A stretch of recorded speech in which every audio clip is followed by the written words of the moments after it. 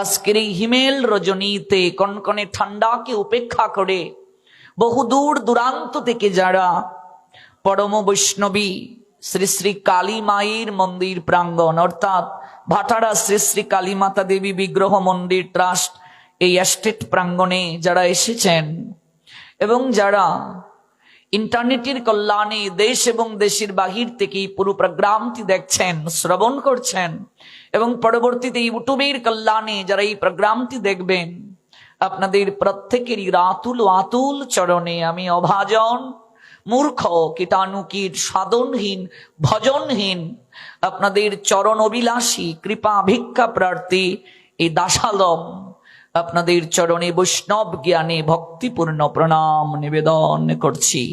নিতাই গো শীতনতে প্রীতি প্রেমানন্দে সাধু গুরু বৈষ্ণবে প্রীতি প্রেমানন্দে হরি বল। কৃষ্ণ স্টুডিও চ্যানেলে আপনাকে স্বাগত। নাচিয়ে হাতে দিয়া করো তালি, এমন গৌরাঙ্গ বিনে নাই আর, হেন অবতার হবে কি হয়েছে, হেন প্রেম পরচার। দুরমতি অতি পতিত পাষণ্ডী গোড়া, প্রাণী না মারিল কারে, হরি নাম দিয়া হৃদয়ে শুধিল, যাচি গিয়া ঘরে ঘরে। Whenever there is a decline in religious practice or descendant of Bharat and a predominant rise of irreligion, at that time I descend myself to deliver the pious and to annihilate the miscreant as well as establish the principle of religion. After millennium, said Almighty Creator Krishna, Srimad Bhagavad Gita, 4th chapter, Gyani Yog, 7 and 8 verse. প্রতি যুগে যুগেই ভগবান দুষ্কৃতিকারী যারা তাদেরকে নির্মূল করেছেন, অধার্মিকের বিষ বৃক্ষের যে মূল সেটিকে উৎপাটন করেছেন, কিন্তু একমাত্র এই যুগে ভগবান অস্ত্র ধারণ করলেন না, কাউকে সংহার করলেন না। অহৈতুকী ব্রজকিশোরীর প্রেমের ভাণ্ড থেকে প্রেম বাড়ি সিঞ্চন করে প্রত্যেকের চিত্তকে তিনি ধুয়ে মুছে নির্মল করে দিলেন। এজন্যই তিনি অবতার শিরোমণি। শুধু অবতার নয়, নরোত্তম দাস ঠাকুর বললেন অবতার সার, সার শব্দের অর্থ শ্রেষ্ঠ, শিরোমণি, যার উপরে আর কেউ হতে পারে না। অবতার ও সার, গুড়া অবতার, অবতার শিরোমণি তিনি। তার অহৈতুকী করুণা বাড়িতে স্নাত কলিহত জীব যদি না হয়, কখনো তাদের উদ্ধার সম্ভব নয়। চারিবেদ সরদর্শন করে যদি অধ্যয়ন, সে যদি গৌরাঙ্গ নাহি ভজে, বৃতা তার অধ্যয়ন লুচন বিহীন জন, দর্পণে অন্ধে কিবা কাজে। চার বেদ মুখস্থ কণ্ঠস্থ টুটস্থ সরদর্শন, সকল কিছু সম্পর্কে জ্ঞানী পারঙ্গম, কিন্তু এই কলিযুগে জন্ম নিয়ে যুগস্রষ্টা যিনি, যুগদ্রষ্টা যিনি, তার উপরে যার অহৈতুকী শ্রদ্ধা নেই, শরণাগতি নেই, ভক্তি নেই, তার চরণে প্রেমাঞ্জলি ভক্তি অঞ্জলি নিবেদন করার চিত্তে যার মনোরথ নাই, বৃথা তার অধ্যয়ন। বৈষ্ণব কবি বললেন লুচন বিহীন জন, এই যে এত পড়াশোনা করলো, বৃথা তার অধ্যয়ন, এই পড়াশোনার কোনো মূল্য নেই। লুচন বিহীন জন, লুচন শব্দের অর্থ চোখ, লুচন বিহীন জন, তার চোখ নেই, চোখে আলো আছে কিন্তু এই আলোর সদ্ব্যবহার করতে পারি নাই। লুছন বিহীন জন, দর্পণে অন্ধে কিবা কাজে। একজন অন্ধ ব্যক্তির সম্মুখে যদি কেউ দর্পণ তুলে ধরে, দর্পণ শব্দের অর্থ আয়না, সেই ব্যক্তি কি নিজের মুখচ্ছবি দর্শন করতে পারবে? দর্পণে অন্ধে কিবা কাজে, ওই দর্পণে তার মুখচ্ছবি, তার পক্ষে দর্শন সম্ভব নয়। অথচ বেদ বিদ্যা কিছুই না জানত, সে যদি গৌরাঙ্গ জানে সার নয়নানন্দ ভনে, সেই তো সকলই জানে সর্বসিদ্ধি করতলে তার। সেই গৌরাঙ্গ সুন্দর, যার নাম উচ্চারণ মাত্র প্রেমের উদয় হয়। তার সঙ্গীগণের সঙ্গ যারা করে তৎক্ষণাৎ চিত্তে প্রেম লাভ হয়ে যায়, নিত্য সিদ্ধি প্রাপ্তি হয়ে যায়। কারণ গৌরাঙ্গের সঙ্গীগণ যারা, তারা সবাই পতিত পাবন। তাই লুভে মই পাপী লইলু শরণ। কেন আমাদের এই শরণাগতি, কেন আমাদের এই আয়োজন? একটাই কারণ, তাই লুভে মইও পাপী লইলু শরণ। আমরা প্রতিশ্রুতিবদ্ধ হয়ে দুর্লভ দেবতার জনম, মনুষ্য জনম প্রাপ্ত হয়ে এসেছি, কিন্তু কোনো কার্য প্রতিশ্রুতিবদ্ধ হওয়ার পরও করতে পারছি না, পাপী আমরা। ভগবানের অহিত কি আইন কি পালন করতে পারছি না, আমরা মহাপাপী। একটা হৃদয়ে লালসা, যারা ভগবানের কাছের জন, সাধু বৈষ্ণব, তাদের সান্নিধ্যে কিছুটা সময় কাটানো, তাদের শ্রীমুখ থেকে ভগবানের অহৈতুকী কথা শ্রবণ, তাদের চরণ বন্দনা, চরণ সান্নিধ্যে অবস্থান। কেননা একাকী আমার নাহি পায় বল, হরিনাম সংকীর্তনে তুমি কৃপা করি শ্রদ্ধা বিন্দু দিয়া দেহ কৃষ্ণ নাম ধনে। কৃষ্ণ সে তোমার, কৃষ্ণ দিতে পারো, তোমারও শকতি আছে, আমি তো কাঙ্গাল, কৃষ্ণ কৃষ্ণ বলে ধাই তব পাছে পাছে। তাই সেই লালসা থেকে, সেই অহৈতুকী হৃদয়ের উচ্ছ্বাস থেকে, গভীর টান থেকে, হৃদয়ের যে উচ্ছ্বাস, পরম টান, সেই টান পূর্ণতার স্তরে আনয়নের জন্য কলিযুগ পাবন অবতারী শ্রীকৃষ্ণ চৈতন্য মহাপ্রভুর অশেষ বিশেষ কৃপায় আমরা উপবেশন করেছি বাংলাদেশের রাজধানী অর্থাৎ ঢাকা। সেই ঢাকা গুলশান ভাটারা পরম বৈষ্ণবী শ্রী শ্রী কালীমাতা দেবী বিগ্রহ মন্দির ট্রাস্ট এস্টেট, ঢাকা 12/12। সেই অহৈতুকী ভগবানের মুখনিসৃত বাণী শ্রীমদ ভগবত গীতার আলোকে 3 দিন ব্যাপী অপ্রাকৃত কৃষ্ণ কথামৃতে স্নাত হওয়ার জন্য আজ 17ই পৌষ 1432 বঙ্গাব্দ, আজ 2রা জানুয়ারি 2026 খ্রিস্টাব্দ। আজকের এই হিমেল রজনীতে কনকনে ঠান্ডাকে উপেক্ষা করে বহু দূর দূরান্ত থেকে যারা পরম বৈষ্ণবী শ্রী শ্রী কালী মায়ের মন্দির প্রাঙ্গণ অর্থাৎ ভাটারা শ্রী শ্রী কালী মাতা দেবী বিগ্রহ মন্দির ট্রাস্ট, এই এস্টেট প্রাঙ্গণে যারা এসেছেন এবং যারা ইন্টারনেটের কল্যাণে দেশ এবং দেশের বাহির থেকে এই পুরো প্রোগ্রামটি দেখছেন, শ্রবণ করছেন এবং পরবর্তীতে ইউটিউবের কল্যাণে যারা এই প্রোগ্রামটি দেখবেন, আপনাদের প্রত্যেকেরই আতুল আতুল চরণে আমি অভাজন মূর্খ কীটাণুকীট সাধনহীন ভজনহীন আপনাদের চরণ অভিলাষী কৃপা ভিক্ষা প্রার্থী এই দাসালম আপনাদের চরণে বৈষ্ণব জ্ঞানে ভক্তিপূর্ণ প্রণাম নিবেদন করছি। নিতাই গো শীতনতে প্রীতি প্রেমানন্দে, সাধু গুরু বৈষ্ণবে প্রীতি প্রেমানন্দে, হরি বল। কৃতজ্ঞতা জ্ঞাপন করছি, যার নামটি না বললেই নয়, শ্রীযুক্ত নয়ন কৃষ্ণ দাস মহোদয়। দীর্ঘদিন যাবৎ তিনি আমার সঙ্গে সাধু সঙ্গে যুক্ত আছেন, ইন্টারনেটের কল্যাণেও আছেন যুক্ত। সশরীরে না যেতে পারলেও তিনি ইন্টারনেটের কল্যাণে সততই সাধু সঙ্গে আছেন। দীর্ঘদিন যাবৎ তার হৃদয়ে একটা আকিঞ্চন আপনাদের এই ভাটারা শ্রী শ্রী কালী মায়ের চরণ তলে একবার যেন এসে মায়ের কৃপা লাভ করার সৌভাগ্যবান আমি হই। দীর্ঘদিন যাবতেই তিনি চেষ্টা করছেন এবং তার হৃদয়ের একটা উচ্ছ্বাস দীর্ঘদিন যাবৎ। কাজে আমরা তো উপরে যিনি বসে আছেন তার হাতের পুতুল, তিনি ইচ্ছে করে আমাদের নাচান, ইচ্ছে করে আমাদের চালান। আমাদের নিজ থেকে আদৌ কোনো কিছু করার সামর্থ্য নেই বাবা। কাজেই পুতুল নাচ নিশ্চয়ই দেখেছেন আপনারা, একটা পুতুল কেমন করে নাচছে, দর্শক দেখছে পুতুল নাচছে, কিন্তু পর্দার আড়াল থেকে কেউ না কেউ তাকে চালনা করছে। আমরাও নিয়তির হাতের পুতুল, ভগবানের হাতের পুতুল। তিনি যখন কৃপা করেন তখনই সম্ভব। তিনি যেভাবে চালনা করেন আমরা চলছি, যেভাবে নাচাচ্ছেন নাচছি। আমাদের নিজ থেকে কোনো কিছু সম্পাদন করার এখতিয়ার নাই।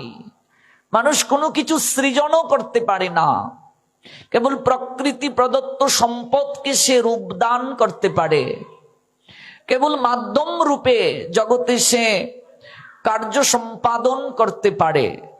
কাজেই স্বয়ং ভগবান এবং মা শ্রী শ্রী কালী দেবী নয়ন কৃষ্ণ দাস মহোদয়কে মাধ্যম করে আপনাদের চরণ দর্শনের সৌভাগ্যবান করেছেন আমাকে। দীর্ঘদিনের হৃদয়ের উচ্ছ্বাস তার মা পরম বৈষ্ণবী তিনি বাস্তবায়ন করলেন। আর আপনারা ভাটারা এই জায়গার সকল ভক্তবৃন্দ সহযোগিতার মাধ্যমে এই অনুষ্ঠানটিকে পূর্ণতার স্তরে নিয়ে গেলেন, পুষ্টি সাধন করলেন।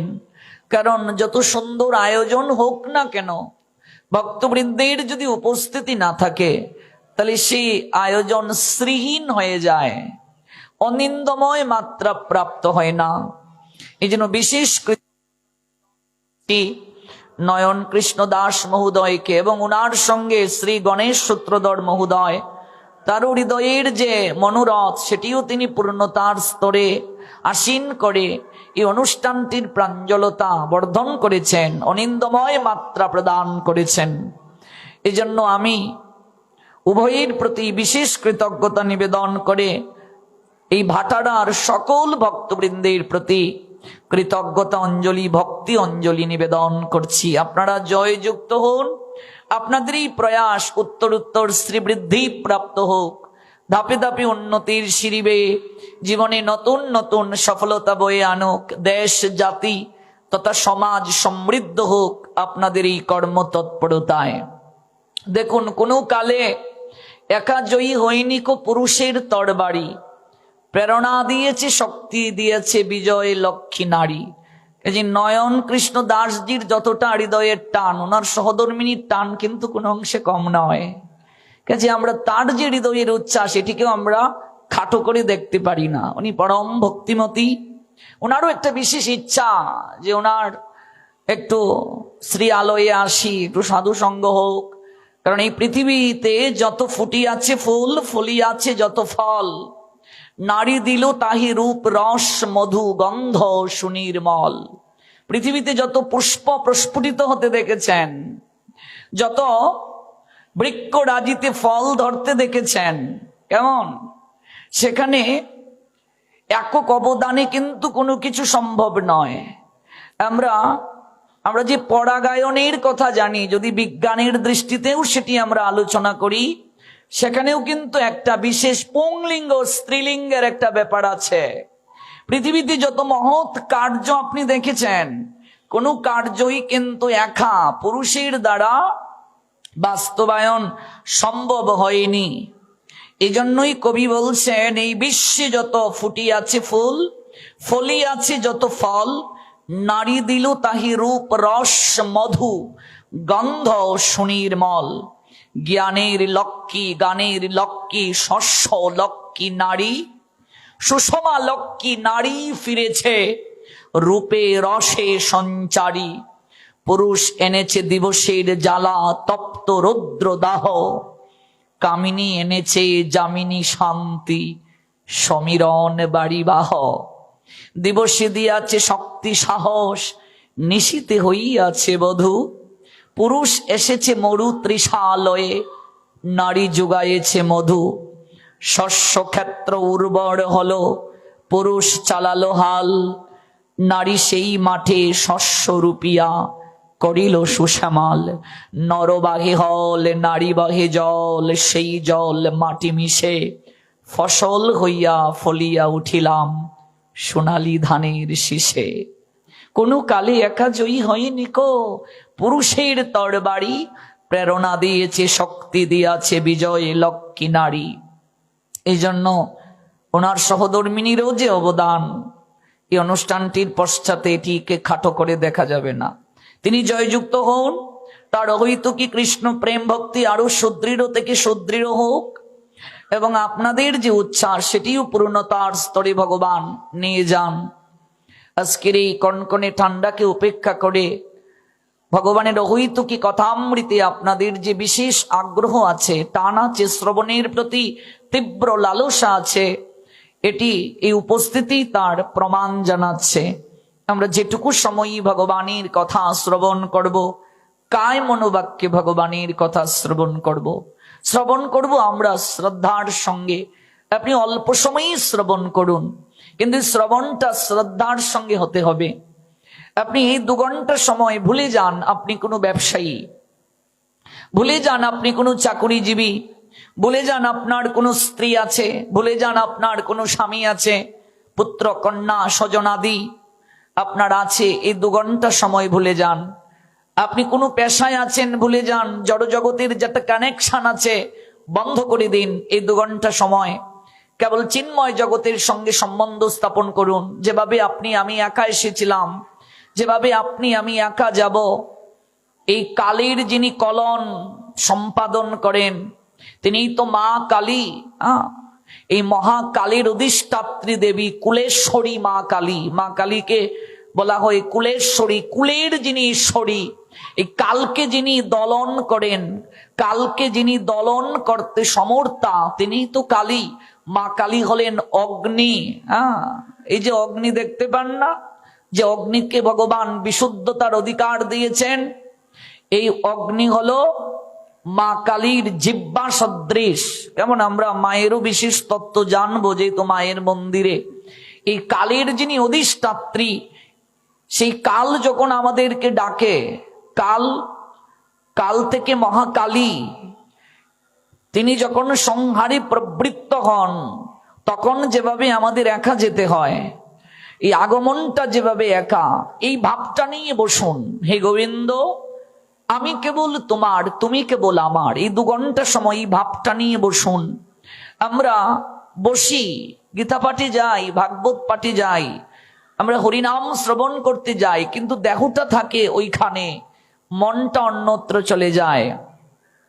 এই মনকে বশ করা, বাতাসকে বশ করার থেকেও কঠিন। গোবিন্দ বলছেন গীতায়, ক্রমশ অভ্যাস বৈরাগ্যের দ্বারা মনকে বশ করা যায়। এজন্যই বসতে হয়, না বসলে হয় না। বসেই ভগবানের কথা শ্রবণ করা উচিত। যারা অসমর্থ, অপারক, যারা নিচে বসতে পারে না, তারা না হয় উঁচু স্থানে বসলো, কিন্তু দাঁড়িয়ে হরিকথা শ্রবণ হয় না। এটা ভক্তি যজ্ঞ। দেখবেন আপনি যখন বসবেন মনের মাঝে স্থিরতা আসে। এই যে এটাকে বলে আসন।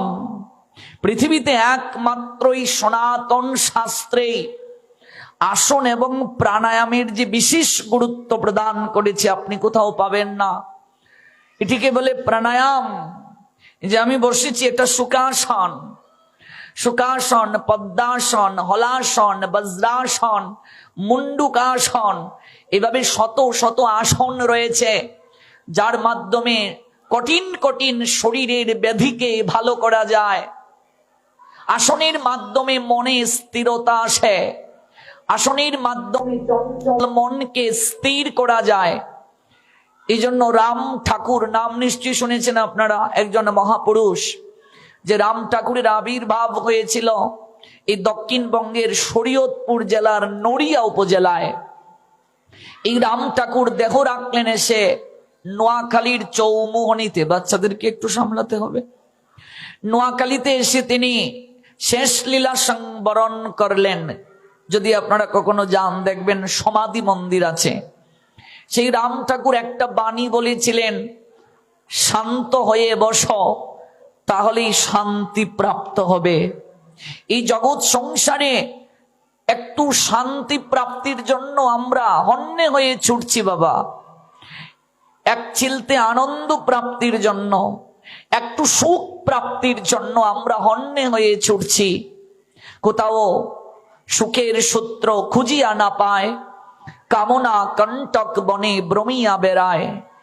কেউ বুকে হাত দিয়ে বলতে পারবে না আমি সুখী? না, আছেন নাকি এখানে? ভাটারা কেউ আছেন? গুলশানে কেউ আছেন সুখী? যে আপনার জীবনে কোনো দুঃখ নাই, কোনো যন্ত্রণা নাই, শারীরিক দিক থেকে আপনার কোনো ব্যাধি নাই, সাংসারিক দিক থেকে আপনার কোনো যন্ত্রণা নাই, কিচ্ছু নেই। পৃথিবীতে একটা লোককে খুঁজে পাওয়া যাবে না যে সুখী। আমার এই ভাগবত কথা প্রচারের জীবন 16 বছর হয়ে গেল, সিলেট বিভাগের বাহিরে 16 বছর। একেবারে ছোটবেলা থেকেই আমি ভক্তি পথে, আমার মায়ের ইচ্ছা ছিল যে আমার একটা ছেলে এই পথে থাকুক। ছোটবেলায় আমার মা আমাকে কোলে করে নিয়ে যেতেন সাধু সঙ্গে, গীতা পাঠে, ভাগবত পাঠে। আমার এই বাহিরে ভাগবত কথা প্রচারের 16 বছর জীবন হয়ে গেছে। 64 জেলায় গমনাগমনের সৌভাগ্য হয়েছে, দেশের বাহিরে প্রোগ্রাম করার সুযোগ হয়েছে। আমি এই 16 বছরের জীবনে এই 64 জেলায়, দেশের বাহিরে, সেখানেও গিয়েছি, কোথাও একটা মানুষ পেলাম না যে সুখী। আছেন নাকি এখানে? একটু চরণদুলি নেওয়ার বড় ইচ্ছে যে আপনার কোনো দুঃখ নেই, আপনার শরীরে কোনো ব্যাধি নাই, নাই, আপনার সংসারে কোনো যন্ত্রণা নেই। একজনও হাত তুলতে পারবে না, কারণ এই জগৎটা সুখের আলোয় নয়। যতদিন পর্যন্ত এই শরীর থাকবে ততদিন পর্যন্ত রোগ ব্যাধি যন্ত্রণা থাকবে কিনা? যতদিন পর্যন্ত এই শরীর থাকবে ততদিন পর্যন্ত রোগ থাকবে, ব্যাধি থাকবে, যন্ত্রণা থাকবে। গীতায় গোবিন্দ বলছেন, দেহিন অস্মিন ইয়াতা দেহে কৌমারম যৌবনম জড়া তথা দেহান্তর প্রাপ্তি ধীরাস্তত্র নমুজ্জতি। শোনো অর্জুন, দেহির দেহ যেভাবে কৌমার যৌবন জড়ার মাধ্যমে তার রূপ পরিবর্তন করে চলে, মৃত্যুকালে তেমনি দেহি একটা দেহ ছেড়ে আরেকটা দেহে যায়। স্থিত প্রজ্ঞ পণ্ডিত যারা এই পরিবর্তনটায় মুহ্যমান হন না, as the embodied shall continuously passes in this body from boyhood to year to old age, the soul similarly passes into another body, and that super person is not bewildered by such chains, said Almighty Creator Krishna. Srimad Bhagavad Gita 2 chapter Shankoyu 13 verse. Oh my dear intimate, oh my dear pal, oh my dear fellow, oh my dear comrade Arjun, please listen attentive what I says. The embodied soul continuously passes in this body from boyhood to old year to the old age. The soul similarly passes into another body. At that, an intelligent person, a super person, a meritorious person is not bewildered by such chains. এই জগৎ সংসারে যতদিন পর্যন্ত আপনার এই দেহটা থাকবে, ওই দেহের ধর্মটা শৈশব থেকে কৈশোরে যাবে, কৈশোর থেকে যৌবনে যাবে, যৌবন থেকে বার্ধক্যে যাবে, তারপরে আপনার আমার এই দেহটা একদিন কি হয়ে যাবে? নষ্ট হয়ে যাবে। কাপড়ের ন্যায় মানুষ যেমন পুরাতন কাপড়টা ত্যাগ করে নতুন আরেকটা কাপড় পরিধান করে, এই শরীরটা যে পরিচালনা করছে যাকে বলে শরীরী, এই দেহটা যে পরিচালনা করছে যাকে বলে দেহি, যার একটা নাম হলো আত্মা, এই আত্মাও তেমনি পুরাতন শরীরটাকে ত্যাগ করে নতুন আরেকটা শরীরে গমন করে। এটাই হলো যুগ থেকে যুগান্তরে সিস্টেম। এই সিস্টেমটা গীতায় গোবিন্দ বলছেন 2য় অধ্যায়ের 22 নং শ্লোকে, বাসাংসি জীর্ণানি ইয়াতা বিহায় নবানি গৃহন্নতি নর পুরাণী তথা শরীরানি বিহায় জীর্ণানি অন্নানি সংয়াতি নবানি দেহি। As a person puts on new garments, giving up old one, the soul similarly accepts new material bodies, giving up the old and useless one, said Almighty Creator. Srimad Bhagavad Gita 2 chapter Shankayuk 22 verse. প্রতিদিন পরিবর্তন হচ্ছে এই শরীরটা, পুরাতন কাপড়ের মতো আত্মাও একদিন এই পুরাতন শরীরটা ত্যাগ করে আরেকটা শরীরে চলে যাবে। নিয়ে যাবে কি? শরীরটা যে ধ্বংস হবে, আত্মা যে ভেতর থেকে চলে যাবে, এই জগৎ সংসার থেকে কি নিয়ে যাবে? This is extreme. Excellent point. এটি বুঝার জন্যই আপনি আমি মনুষ্য জীবন প্রাপ্ত হয়েছি। এটি বিচার করার জন্যই আপনি আমি মনুষ্য জীবন প্রাপ্ত হয়েছি। আর কোন জন্মে এই ভাবনাটার সুযোগ ছিল না। কুকুর কুলে যখন জন্ম হয়েছিল আমাদের, এটা ভাবনার সুযোগ ছিল না। একটা বিড়াল, কৃমিকীট, বৃক্ষলতা গুল্ম, কোন কুলে কখনো কি এই মনুষ্যত্ব বোধটা ছিল? ভগবান কি মানুষ ব্যতীত আর কাউকে বিবেকটা দিয়েছেন, বিচার করার ক্ষমতাটা দিয়েছেন? দেন নাই। একমাত্র মানুষকে ভগবান দিয়েছেন। কিন্তু মানুষ কি কখনো একবার ভাবছে যে আমার যে প্রতিদিন পরিবর্তন হচ্ছে, চলিতে চরণ চলে না, দিনে দিনে অবশ্যই আগের বাহাদুরি আমার গেল কই?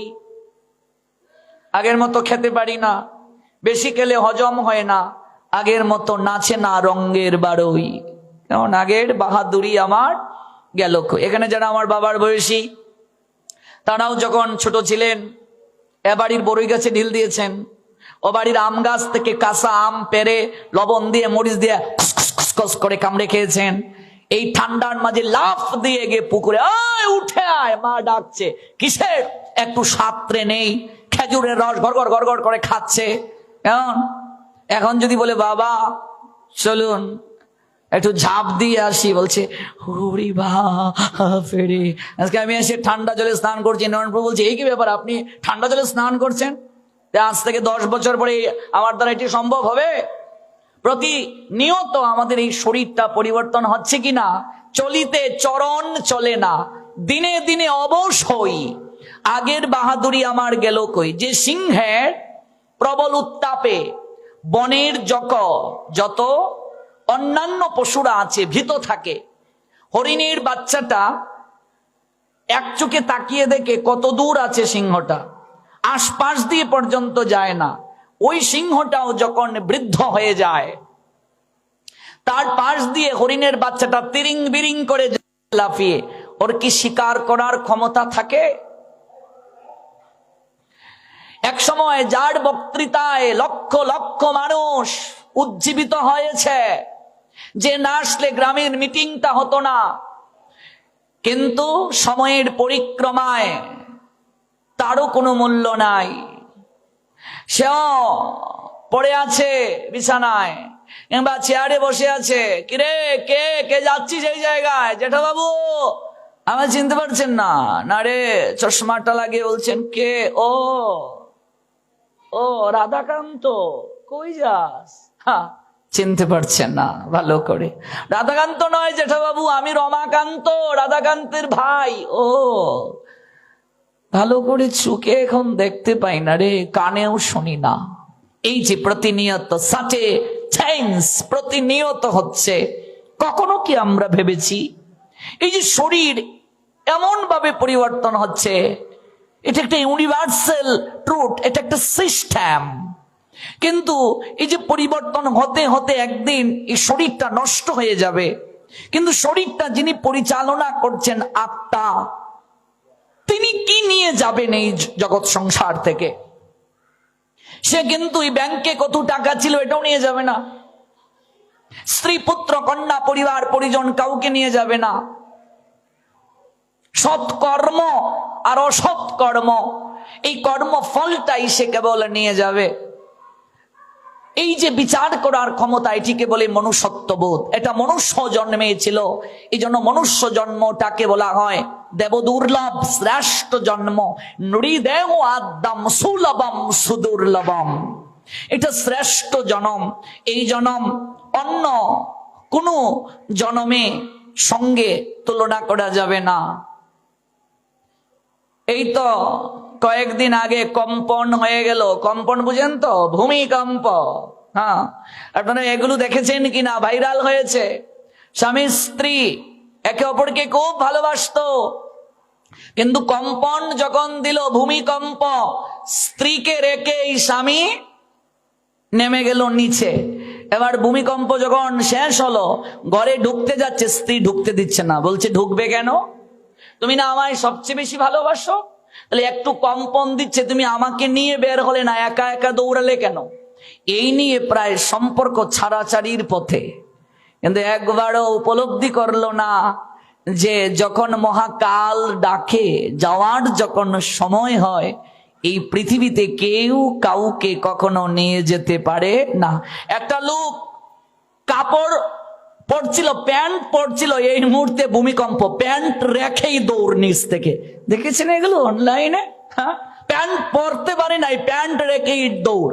আচ্ছা, এই যে ঝাঁকুনি দেওয়ার সময় সবাই জানটা নিয়ে নামছে, নিশ্চয়ই তাদের বাসা বাড়িতে কারো না কারো আলমিরাতে টাকা ছিল, স্বর্ণ অলংকার ছিল, কিন্তু এগুলো দৌড়াবার সময় নিয়ে গেল না কেন? যে নামছি, যেহেতু ভূমিকম্প দিচ্ছে, আমি ঢাকা শহরে 5 তলায় থাকি, তাহলে যাওয়ার সময় আমি সারা জীবনের কষ্ট করে আমি এই নেকলেসটা বানিয়েছি, হাতে এই ব্রেসলেটটা বানিয়েছি, তাহলে যেহেতু নেমেই যাব, তাহলে ব্রেসলেটটাও নিয়ে যাই। কেউ এগুলো নিয়ে নেমেছে কেন? কারণটা কি? হ্যাঁ, অনুভব করুন তো, ভাবুন তো। মানে যেদিন যাওয়ার সময় হবে, এই জগৎ সংসার থেকে কিচ্ছু নিয়ে যাওয়া যাবে না, সম্ভব নয়। এটি সর্বপ্রথম মানুষকে বুঝতে হবে। এই সংসারটা প্রকৃত পক্ষে আমাদের না, আমরা কেবল দেখাশোনা করার দায়িত্ব পেয়েছি। এই সংসারটা প্রকৃত পক্ষে আমাদের নিজস্ব কোনো সম্পদ না। এটা একটা নাটকের মঞ্চ, এটা একটা যাত্রা মঞ্চ।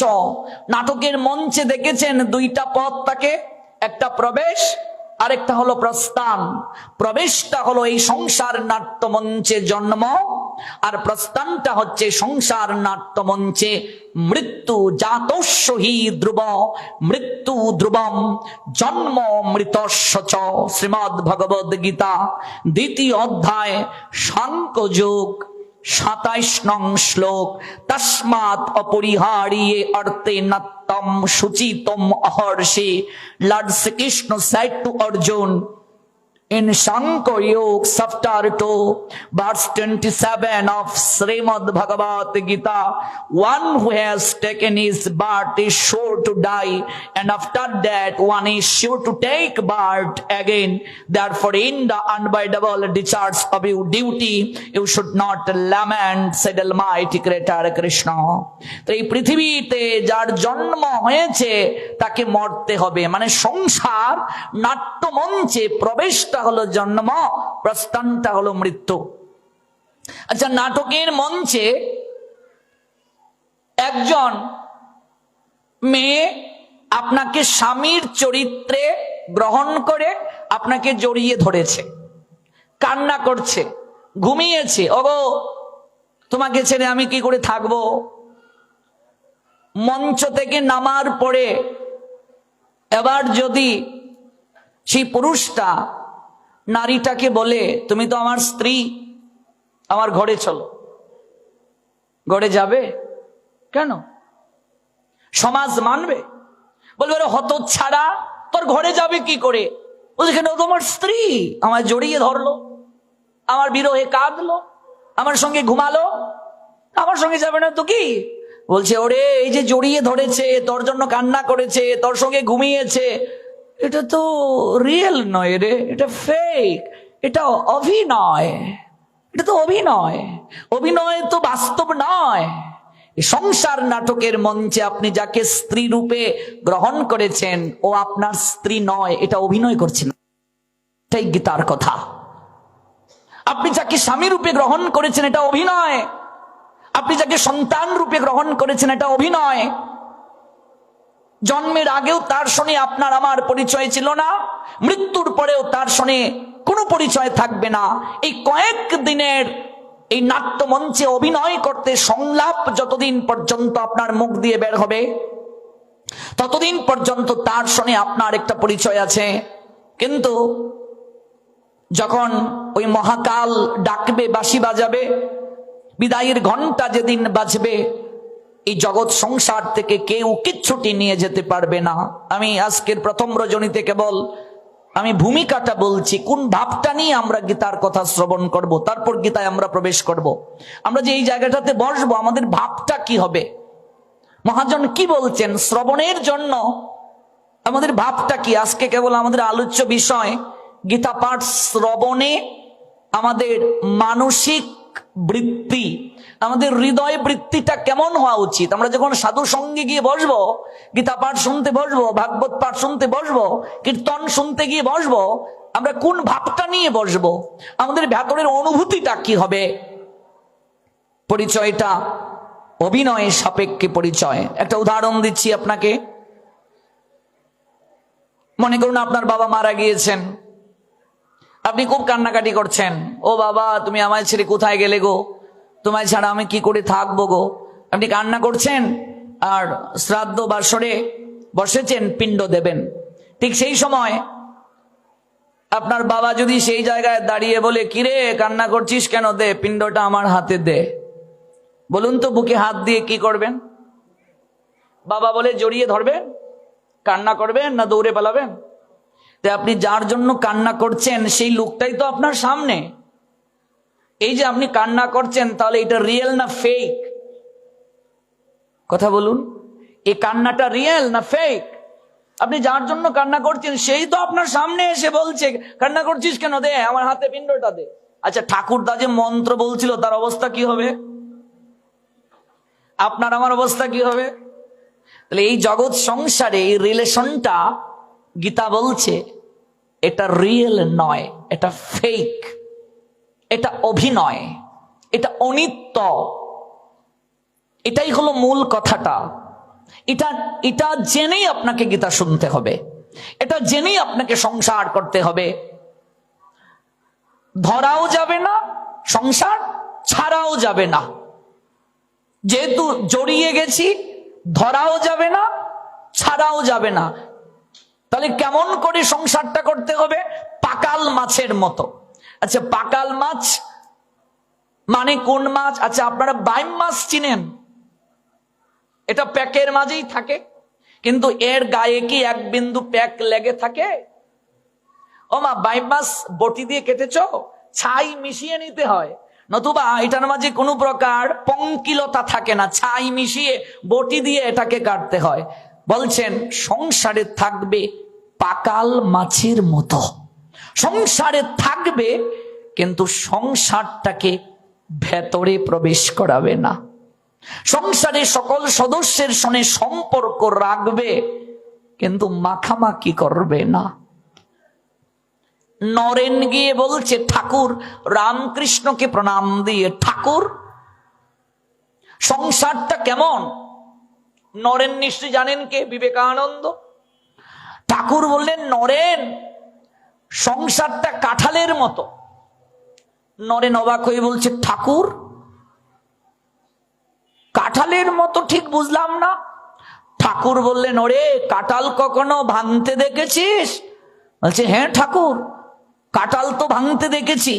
বলছে, কাঁঠাল ভাঙার সময় মায়েরা কি করে? বলছে, হাতে তেল মেখে নেয়। বলছে, কেন? বলছে, তেল মাখলে কষ্টটা কম লাগে। ঠাকুর বলছেন, কাঁঠালে রস আছে, কষ আছে। সংসারে রসও আছে, কষ আছে, বুঝলে?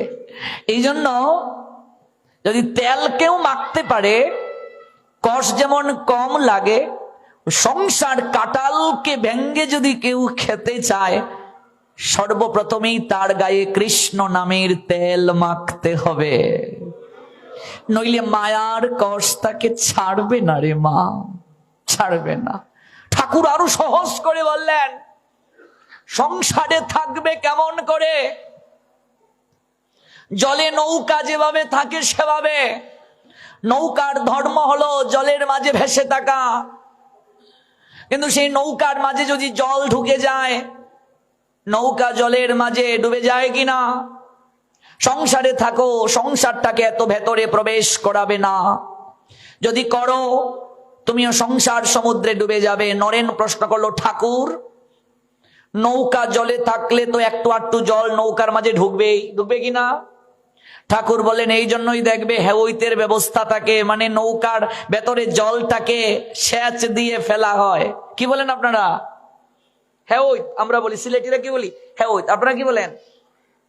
মানে ওই যে নৌকার মাঝে, এখন তো ইঞ্জিন চালিত নৌকা, আগে যে হাতে বায়া নৌকা থাকতো, তো নৌকার মাঝে জল থাকলে জলটা ফেলা হতো, এরকম একটা কিছু দিয়ে ফেলা হতো, এটাকে কি বলা হয়? সেচ তো আমরা এখন বলি।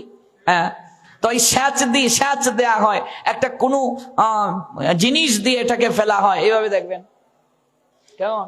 এখন তো মেশিন দিয়ে, ডিপ কল দিয়ে ওই ভেতর থেকে জল তোলা হয়, মাটির নিচ থেকে।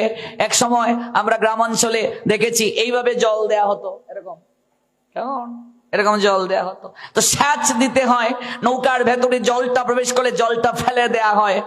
এবার কেউ যদি জল না অপসারণ করে, যদি না ফেলে, একটু একটু একটু করে জলটা নৌকার নাক বরাবর হয়ে গেল।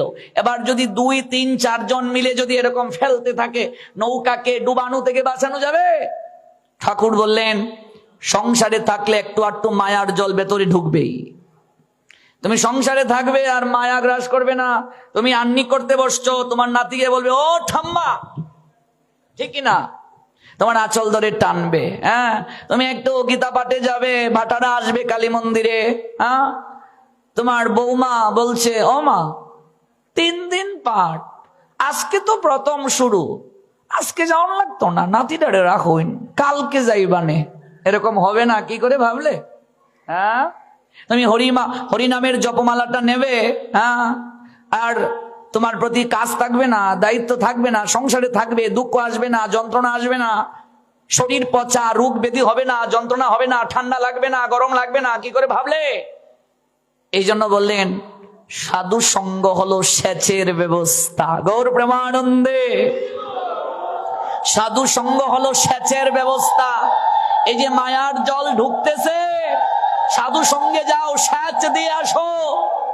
এবার কেউ যদি সাধু সঙ্গ না করে, একটু একটু করে মায়ার জল ঢুকতে ঢুকতে এই পর্যন্ত হয়ে গেছে, বৃদ্ধ হয়ে গেছে, এবার যদি সে যায় সেচ দেওয়ার জন্য, বৃদ্ধকালে লাভ হবে? কোন 80 বছরের দাদুকে যদি বলি ও দাদু চলো ভাটারা কালী মন্দিরে একটু যাই, দাদু বলবে ও ভাই রে আজে ঠান্ডা, ঠিকই না? 75 বছরের দাদু যদি ঠাম্মাকে বলি ও ঠাম্মা চলো একটু গীতা পাঠে যাই, ঠাম্মা বলবে আমার ঘন ঘন বাথরুম টয়লেটে যেতে হয়, এক জায়গায় বইতে পারি না। এখনই তো বইতে পারো না, আইয়া চেয়ারে বসতে হয়, টুল নিয়ে কোথাও যেতে হয়, কীর্তন শোনো গিয়া চেয়ারে বয়ে বয়ে, হ্যাঁ, টুল নিয়ে বসতে হয়, মুড়া নিয়ে বসতে হয়, হাঁটু গেড়ে প্রণাম করতে পারো না, শরীর নিচু হয় না, কোমর বাঁকাতে পারো না, কি করে করবে? এই জন্য দেহ থাকিতে সবল হরে কৃষ্ণ বল, অঙ্গ অবশৈলে লইতে পারবে না। সময় থাকতে জল অপসারণ করো, সাধু সঙ্গ সেচের ব্যবস্থা। সময়ে গেলে হয় না ভজন, অল্প করেই আপনি করুন, সময় থাকতে যাত্রা করুন। নিশ্চয়ই কচ্ছপার খরগোশের দৌড় দেওয়ার আপনারা গল্পটা জানেন। আপনি সময় থাকতে কচ্ছপের মতোই দৌড় দেন, গন্তব্যে পৌঁছে যাবে। সময় হারিয়ে বেলা গড়িয়ে খরগোশের মতো দৌড় দিলেও নির্ধারিত গন্তব্যে যাওয়ার আগেই আপনার জীবন বেলা ডুবে যাবে। এই যে এলাম সাধু সঙ্গে, এই যে বসলাম গীতার কথা শুনতে, ভগবানের কথা শুনতে, ওই ভাবটা নিয়ে বসুন যে সংসারে সত্যি তো কেউ কারো নয়, আমরা অভিনয় সাপেক্ষে একজন আরেকজনের সঙ্গে সম্বন্ধে আবদ্ধ আছি। এই 2 ঘন্টা সময় ভুলে যান ওই সম্বন্ধের কথা, ব্যবসার কথা, চাকুরির কথা, সকল কথা বলে আপনি বসুন, গোবিন্দ তুমি কেবল আমার আর আমি কেবল তোমার। এই ভাবটা নিয়ে বসুন, শ্রবণ করতে থাকুন। শ্রবণ করতে করতে দেখবেন হৃদয়টা নির্মল হয়ে গেছে। শ্রবণ করতে করতে দেখবেন মনের অজান্তেই নয়ন দিয়ে অশ্রু ঝরতে শুরু করেছে। ক্লেশ কালিমা ধুয়ে মুছে পরিষ্কার হয়ে যাবে। চেত দর্পণ মার্জনম, এই চিত্তটা হলো আয়না। আয়নায় ময়লা জমলে আমরা কাপড় দিয়ে একটু পরিষ্কার করে দিলে আয়নায় মুখচ্ছবিটা ভালো করে দেখতে পারি। কিন্তু এই হৃদয়ে দর্পণ, হৃদয়ে রূপ আয়নায় যদি ময়লা জমে, ওমা সেটি কি কখনো সার্ফ এক্সেল, হুইল, চাকা ওয়াশিং পাউডার ইত্যাদি দিয়ে পরিষ্কার করা যাবে? এই হৃদয়টাকে মার্জন করতে হবে কৃষ্ণ নাম দ্বারা, কৃষ্ণ কথা দ্বারা। আমরা 3 দিন সেই কৃষ্ণ কথা শ্রবণের সৌভাগ্য প্রাপ্ত হয়েছি, সৌভাগ্যবতী হয়েছেন আপনারা। কাজে যারা আজকে আসেননি তাদের কাছে সংবাদটা পৌঁছে দেবেন, এই অপ্রাকৃত কথামৃত আস্বাদন করার জন্য বলবেন। প্রণাম দিয়ে বসবেন এই জায়গায়, প্রণাম দিয়ে যাবেন ওই জায়গা থেকে। সাধুর সঙ্গে বসার প্রথম কার্যটাই হলো প্রণাম দিয়ে বসতে হয়, প্রণাম দিয়ে যেতে হয়। কোনো কিছুই করতে পারছেন না, ত্রিসন্ধ্যা 3টা বেলা যদি ভগবানকে প্রণাম দেন আর কিচ্ছু করতে পারেন না, কেবল প্রণাম দেন। ত্রিসন্ধ্যা যেমন ধার্মিক মুসলমানদের 5 ওয়াক্ত নামাজ আছে, আমাদের ত্রিসন্ধ্যা 3 বেলা প্রার্থনা আছে। সকালবেলা প্রার্থনা ব্রাহ্ম মুহূর্ত থেকে সূর্য উদয়ের 24 মিনিট পর্যন্ত, কিংবা সূর্য উদয়ের আগের 24, সূর্য উদয়ের পরের 24, 48 মিনিটের মাঝে আপনাকে সকাল বেলার প্রার্থনাটা করে নিতে হবে। আপনি যদি দীক্ষিত হন, গুরু মন্ত্রটা ধ্যান করতে হবে ওই সময়টায়। দুপুর বেলা আপনার প্রার্থনার সময়, দুপুর 12টা বাজার আগের 24 মিনিট, 12টা বাজার পরের 24 মিনিট, 48 মিনিটের মাঝে আপনাকে দুপুর বেলার প্রেয়ার করতে হবে। সন্ধ্যাবেলা প্রেয়ার করার সময় সূর্য অস্ত যাওয়ার আগের 24 মিনিট, সূর্য অস্ত যাওয়ার পরের 24 মিনিট, 48 মিনিটে মুহূর্ত হয়। মুহূর্ত 30টি বিষ্ণু পুরাণ বলছেন। এই 3 বেলা, এই সময়টায় যদি কেউ প্রণাম দেয় আর কিচ্ছু করতে পারে না, কেবল 3টা প্রণাম যদি 3 বেলা কেউ ভগবানকে দেয়, তাহলেও তার শেষের দিনের রাস্তাটা পরিষ্কার হয়ে যায়। শুধু প্রণাম যদি কেবল মাত্র দেয় আর কিচ্ছু করতে পারছে না, কেবল প্রণাম দিয়েছে ভগবানকে, এজন্য প্রণাম দিয়ে বসুন, প্রণাম দিয়ে যাবেন। আগামীকাল আরো বসার জন্য চটের ব্যবস্থা করবেন। দাঁড়িয়ে দাঁড়িয়ে হরি কথা নয়, বসে বসে শুনতে হবে। অন্তত আমার পাঠে দাঁড়িয়ে হরি কথা এগুলো আমি সাপোর্ট করি না, শাস্ত্র সমর্থন করে না। বসে শ্রবণ করুন। আজকে বসার শক্তি আছে, আপনি বসছেন না, এমন একদিন সময় আসবে মন চাইলেও আপনি আর বসতে পারবেন না, শরীর আপনাকে সাপোর্ট দেবে না। Adolescence life is extreme suitable time. Dedicate your heartiest dignity, all power supreme. If you violate rule of regulation, Almighty Creator, of course, punishment any time in any situation. We forgotten that topic. The Almighty Creator, Krishna, Srimad Bhagavad Gita, 7 chapter, 7 verse. A conquered out of file that is not too superior to me. Everything rides upon me as pallor strong on tread. আমরা ভুলে গেছি সেই পরম সত্য, সেই চরম সত্য ভুলে গেছি। ভগবান থেকে শ্রেষ্ঠ আর কেউ নেই। তার নৈকট্যে এসে বিনয়ের সঙ্গে বসতে হয়, তার নৈকট্যে হাঁটু গেড়ে তার কাছে কৃতজ্ঞতা জ্ঞাপন করতে হয়। প্রণাম যতক্ষণ পর্যন্ত ললাট মাটিতে স্পর্শ না করবে সেটি প্রণাম হয় না। ভাবুন, আজকে আমাদের চরণের শক্তি আছে, দৃষ্টি শক্তি আছে, কর্ণের শক্তি আছে, এ হস্তের শক্তি আছে। সময়ের পরিক্রমায় বৃদ্ধকালে শক্তি নষ্ট হবে কিনা? এখন যদি আমি এই কার্যটা না করি, পরবর্তীতে আর করতে পারবো না। আজকাল প্রণামও হয়ে গেছে ডিজিটাল প্রণাম, এইভাবে প্রণাম, এরকম প্রণাম দেয়, এরকম প্রণাম। মন্দিরে পাশ দিয়ে যাচ্ছে আর এমন করছে। ওরে হতচ্ছাড়া, এই প্রণাম তো কে শেখালো? এটা কোথায় লেখা আছে? এক হস্তে যদি কেউ প্রণাম দেয়, ভগবান বিষ্ণু বলছেন বিষ্ণু স্মৃতি শাস্ত্রে, জন্ম প্রবৃতি ইয়াত কিঞ্চিত পুমান বৈ ধর্মমাচরেত সর্বং তন্নিষ্ফলং এতি এক হস্ত অবিবাদনাৎ। যদি কেউ কাজের অজুহাত দিয়ে অলসতার বশবর্তী হয়ে এক হাতে প্রণাম দেয়, আরেক হাতটা অলসতার বশবর্তী করে কাজের অজুহাত দেখিয়ে গুটিয়ে রাখে, ভগবান বিষ্ণু বলছেন তার জন্মার্জিত সকল পুণ্য আমি নষ্ট করে দেই, আর পরবর্তী জন্মে আমি তাকে পঙ্গু করে জন্ম গ্রহণ দেই। ওমা, বুঝতে পারলে? এই পৃথিবীতে অনেক লোক আছে যাদের হাত নেই, আছে কি নেই? চোখ নেই, আছে কি নেই? চরণে শক্তি নেই, আছে কি নেই? মাথা গুজার ঠাই নেই, রেল স্টেশনে শুয়ে আছে, আছে কি নেই? এই কনকনে ঠান্ডায় উত্তরবঙ্গে গিয়ে দেখুন কত গরিব মানুষের কত দুর্দশা, একটা শীতের বস্ত্র নাই, ল্যাপ নাই, কম্বল নাই, কম্পুট নাই, কিচ্ছু নাই, মাথা গুজার ঠাই নেই, কত অসহায় মানুষের। তাহলে আমাদেরকে ভগবান তাদের থেকে ভালো রেখেছেন কিনা, এই কৃতজ্ঞতা জ্ঞাপনটা যে করে না, তার হাত থাকার আর না থাকার মাঝে পার্থক্য নাই। যা পরের জন্মে হাত ছাড়া জন্ম নে। এটা হিন্দুদের সংস্কৃতি। প্রণাম এইভাবে প্রণাম হয় না। প্রণাম দিতে গেলে আপনাকে এই ললাট ভূমিতে স্পর্শ করতে হবে। আনত হয়ে ভূমি স্পর্শ না করলে প্রণাম হবে না।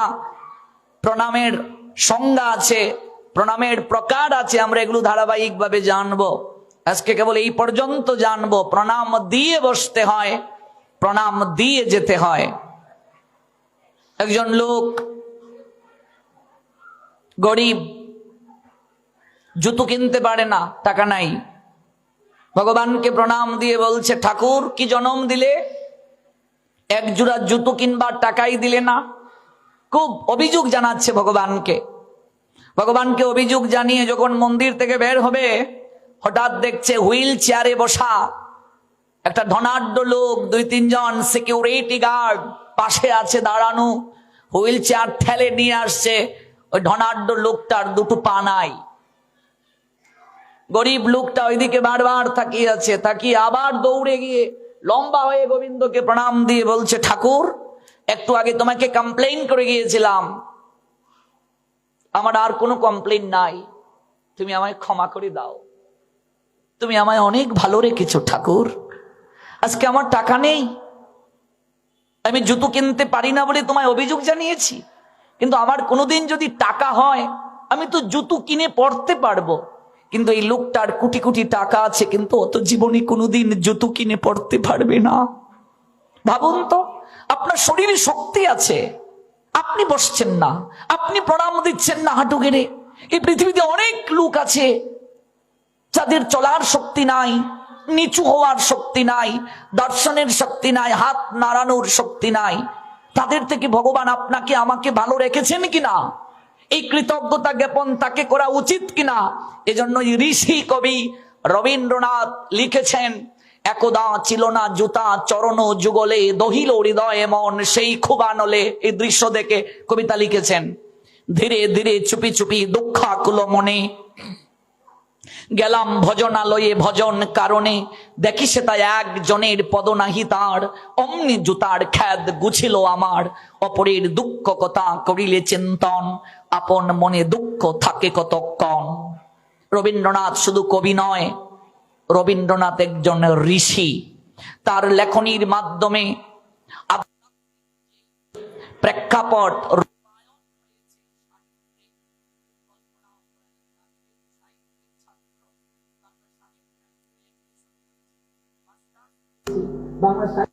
ডক্টরেট করব, আমি যেহেতু সাহিত্যের ছাত্র, সাধারণ কেউ নয়। এই রবীন্দ্রনাথ সাহিত্যের এমন কোন শাখা নাই যেখানে তার পদচারণা নাই। প্রত্যেকটা শাখাকে তিনি ফুলে ফলে সুশোভিত করেছেন। তার প্রত্যেকটা লেখনী মানুষকে উজ্জীবিত করেছে, মানুষকে মহিমান্বিত করেছে। এত কিছু লিখে শেষকালে গিয়ে তিনি লিখলেন, মরণ রে তুহু মম শ্যাম সম। এত কিছু লিখলেন, লিখার পরে রবীন্দ্রনাথ তিনি শয্যায় শুয়ে বার্ধক্যকালে মনে মনে ভাবলেন, জীবনে এত সৃষ্টিকর্ম রেখে যাচ্ছি, এত কিছু করলাম, আমি মরতে চাই না, যদি আরো বাঁচতে পারতাম, মরিতে চাই না আমি সুন্দর ভুবনে। কিন্তু ভাবলেন না, এটি তো সম্ভব নয়, কারণ ভগবান বলছেন জাতস্য হি ধ্রুব মৃত্যু ধ্রুবম, এটা তো সম্ভব নয়। এরপর তিনি লিখলেন, মানবের মাঝে আমি বাঁচিবারে চাই, আমি মানুষের মাঝে বাঁচতে চাই। এরপর তিনি ভাবলেন, আচ্ছা মরণকে তো আটকানো যাবে না, কিন্তু যেদিন মৃত্যু আমার দরজার সামনে আসবে আমি তাকে কি বলবো? ভালো করে লক্ষ্য করবেন, মরণ রে তুহু মম শ্যাম সম। রবীন্দ্রনাথ লিখলেন, মরণ যেদিন আসবে তোমার দুয়ারের দ্বারে, সেদিন তুমি কি ধন দেবে তারে? মৃত্যু যেদিন তোমার দরজার সামনে আসবে তোমাকে নেয়ার জন্য, সেদিন তুমি কি দেবে তাকে? তাই ঋষি কবি আর্তনাদ জানালেন, মরণ রে তুহু মম শ্যাম সম, হে মৃত্যু তুমি তো অমল সত্যের উচ্চারণ। একদিন না একদিন তোমার সঙ্গে আলিঙ্গন করতেই হবে, একদিন না একদিন তুমি গ্রাস করবে, একদিন না একদিন তোমাকে আমন্ত্রণ করতেই হবে। হে মরণ, যেদিন তুমি আমাকে নিতে আসবে, তুহু মম শ্যাম সম, তুমি সেদিন আমার নিকটে শ্যাম সুন্দরের রূপটা ধারণ করিয়া আসিও। ত্রিভঙ্গ ভঙ্গিম রূপ ধারণ করে হাতে বাঁশিটা নিয়ে সেদিন তুমি আসিও শ্যাম সুন্দরের রূপ ধারণ করে।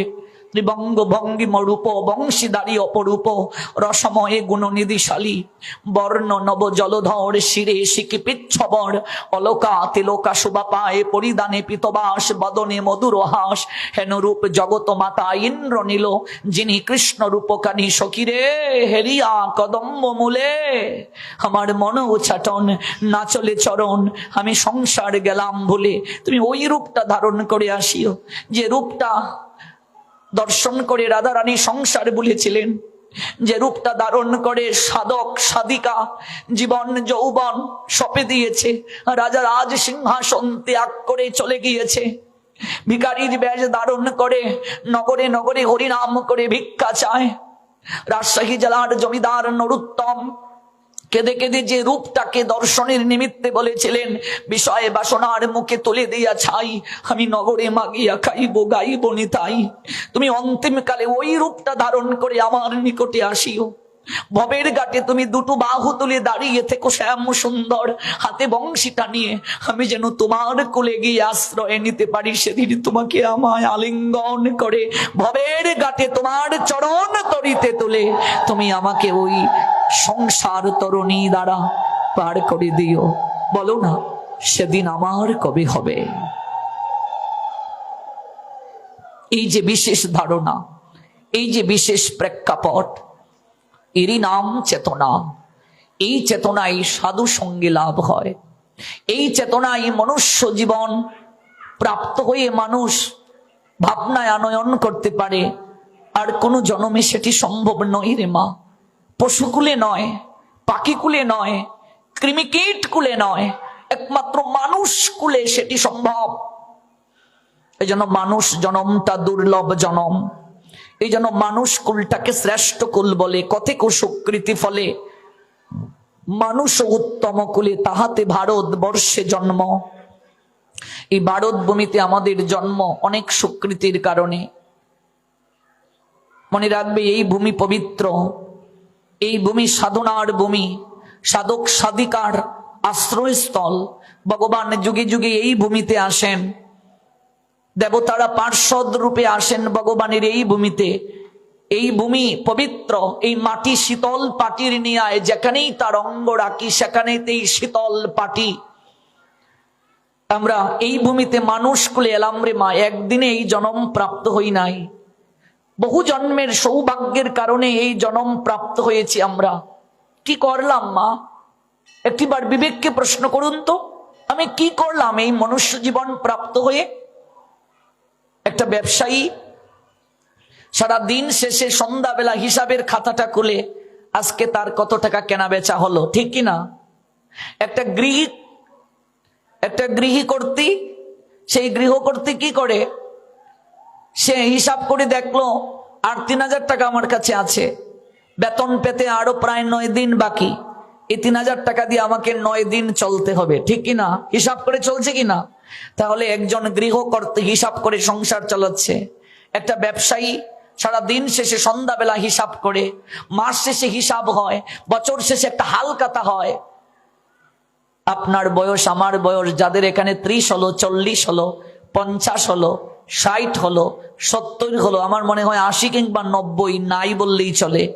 তাহলে এই ৩০, ৪০, ৫০, ৬০, ৭০ বছরের জীবনে যাদের যত বয়স হলো, এই বয়সের জীবনে বলুন তো হিসাবটা কি আমরা কখনো করেছি যে আমি কি করলাম? কখনো কি ভেবেছি মা? কখনো কি হিসাব করেছি আমার এই ৩৫ বছরের জীবনে আমি কি করলাম, আমার এই ৪০ বছরের জীবনে আমি কি করলাম, আমার এই ৫০ বছরের জীবনে আমি কি করলাম?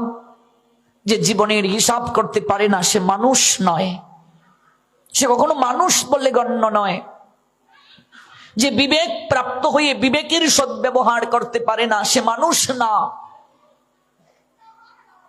মানুষ কুলে জন্ম নিলেই তাকে মানুষ বলে না রে মা।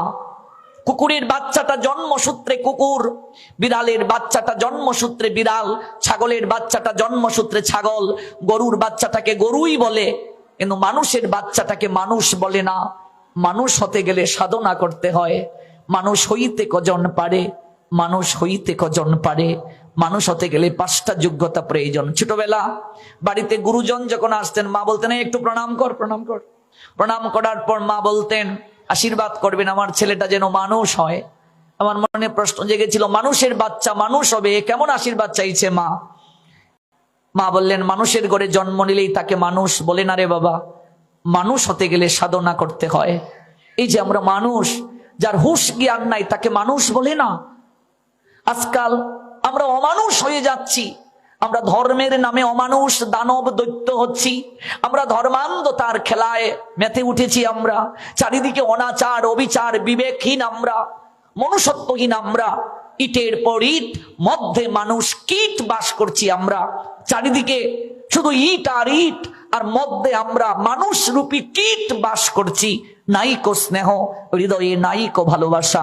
এই জন্য পাথর মেরে মাথাকে থেতলে দিয়ে লোক মারা হয়, ধর্মের নামে শরীরে আগুন ধরিয়ে দিয়ে বিভৎস লেলিহান শিখায়।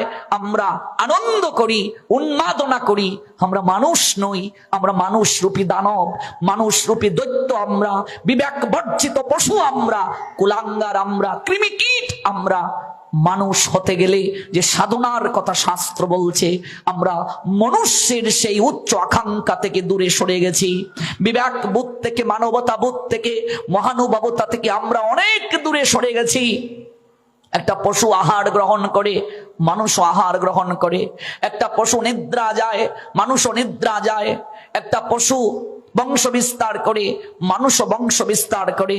একটা পশু মৃত্যু ভয়ে ভীত, মানুষও মৃত্যু ভয়ে ভীত। এই 4টা কার্য মানুষ করছে, এই 4টা কার্য পশুও করছে। মানুষ আর পশুর মাঝে একটা জায়গায় পার্থক্য, মানুষকে ভগবান বিচার করার ক্ষমতা দিয়েছেন, পশুকে ভগবান বিচার করার ক্ষমতা দেন নাই। কোনটা ভালো কোনটা মন্দ বিচার করার ক্ষমতা দিয়েছেন। আপনি ইচ্ছে করলেই একটা কার্য করবেন না। আপনাকে স্বাধীনতা দিয়েছেন ভগবান, আমাকে স্বাধীনতা দিয়েছেন ভগবান, কিন্তু কখনো যদি বিচার না করি আমি, এটা আমাকে হিসাব দিতে হবে। চিত্রগুপ্ত সব লিপিবদ্ধ করছেন। চিত্র মানে ছবি, গুপ্ত মানে গোপন। চিত্রগুপ্তের ক্যামেরায় লাইট লাগে না ছবি তুলতে বাবা। লাইট, ক্যামেরা, অ্যাকশন বলার পর রেডি, তারপর ছবি তোলা না, অটোমেটিক হচ্ছে। এমনকি আজকের এই রাত সাধু সঙ্গে আমরা যে মায়ের মন্দিরে আছি, এই ছবিটাও চিত্রগুপ্তের খাতায় রেকর্ড হয়ে গেছে। আজকের রাতের মতো যতগুলো রাত আমাদের জীবনে আসবে, আজকের রাতের মতো যতগুলো সাধু সঙ্গে অপ্রাকৃত কৃষ্ণ কথা শ্রবণের মাধ্যমে যতগুলো রাত আমাদের জীবনে আসবে, ধন্য হয়ে যাবে জীবন।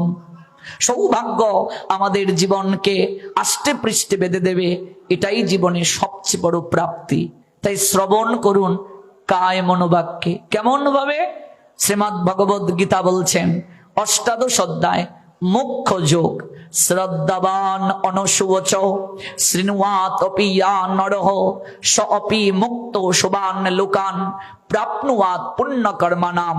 অর্জুন, এই গীতার কথা তুমি কেমন করে শ্রবণ করবে জানো? শ্রদ্ধাবান অনশুবচ, শ্রদ্ধার সঙ্গে শ্রবণ করো।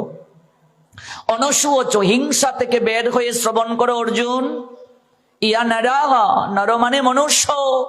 যে মনুষ্য অসুয়া থেকে রহিত হয়ে শ্রবণ করে, যে মনুষ্য শ্রদ্ধার সঙ্গে এই কথা শ্রবণ করে, সপি মুক্ত শুভান লোকান প্রাপ্নুয়াত পুণ্য কর্মনাম, সে পুণ্য কর্মকারীদের নিয়ে অচিরাত দুঃখময় সংসার সাগর থেকে পরিত্রাণ প্রাপ্ত হয়।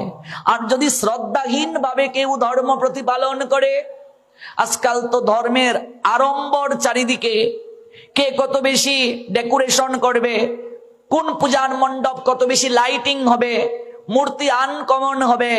রাত যত বাড়তে থাকে, ডিজের তালে তালে মহিষাসুর মূর্তি থেকে বের হয়ে কমিটির ভেতরেই প্রবেশ করে ফেলে। আর আমাদের বয়সী ইয়াং ছেলে মেয়েরা ডিজে ডিজে ডিজে চালিয়ে নাচছে। রাত যত বাড়ছে, ওই অসুর সবার ভেতরে প্রবেশ করছে। এই যে চারিদিকে কেবল আড়ম্বর চলছে, ধর্ম প্রতিপালনে শ্রদ্ধাহীনতা চলছে, এই শ্রদ্ধাহীনতা থেকে বের হয়ে ভগবান গীতায় বলছেন তুমি ধর্ম প্রতিপালন করো।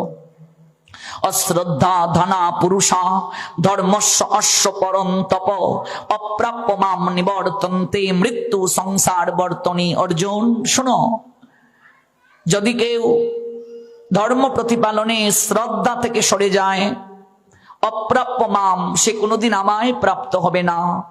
আমায় যদি কেউ প্রাপ্ত না হয় তার অবস্থানটা কি হয় জানো অর্জুন? নিবর্তন্তে মৃত্যু সংসার বর্তনী। সেই ব্যক্তিটা আসবে বারবার, এই ব্যক্তিটা যাবে বারবার জন্ম মৃত্যুময় সংসার কূপে, আসবে আর যাবে, আসবে আর যাবে, আমাকে প্রাপ্ত হবে না। কাজে এই গীতার কথা যারা কায়মনোবাক্যে শ্রবণ করবে, জগতের কাছে যারা প্রচার করবে, গুণকীর্তন মহিমা অন্যের কাছে যারা প্রকাশ করে প্রচার করে বেড়ায়, তারা হলো সর্বশ্রেষ্ঠ দাতা। নচ তস্মাৎ মনুষ্যেষু কশ্চিৎ মে প্রিয় কৃত্তম ভবিতা নচ মে তস্মাৎ অন্য প্রিয়তর ভুবি। মনুষ্য মধ্যে গীতার ব্যাখ্যা অপেক্ষা শ্রেষ্ঠ আমার ভক্তদের কাছে দান হতে পারে না।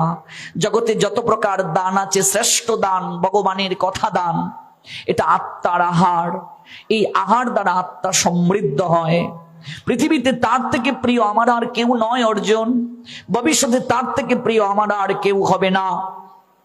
কাজেই যে ব্যক্তি শ্রদ্ধা সহকারে এই কথা জগৎ জীবকে জানাবে, সে আমার অতিশয় প্রিয়। যে ব্যক্তি শ্রবণ করবে, সেই ব্যক্তিকে আমি আমার অহৈতুকী চরণ দান করব। শুধু মনুষ্য জীব নয় বাবা, বৃক্ষ লতা গুল্ম কীট পতঙ্গ এই শব্দ তরঙ্গের দ্বারা যেহেতু তাদের চেতনা আছে, তাদের মাঝেও যদি সেটি প্রকাশ করে প্রবেশ করে, তারাও উন্নত জনমে গমন করবে।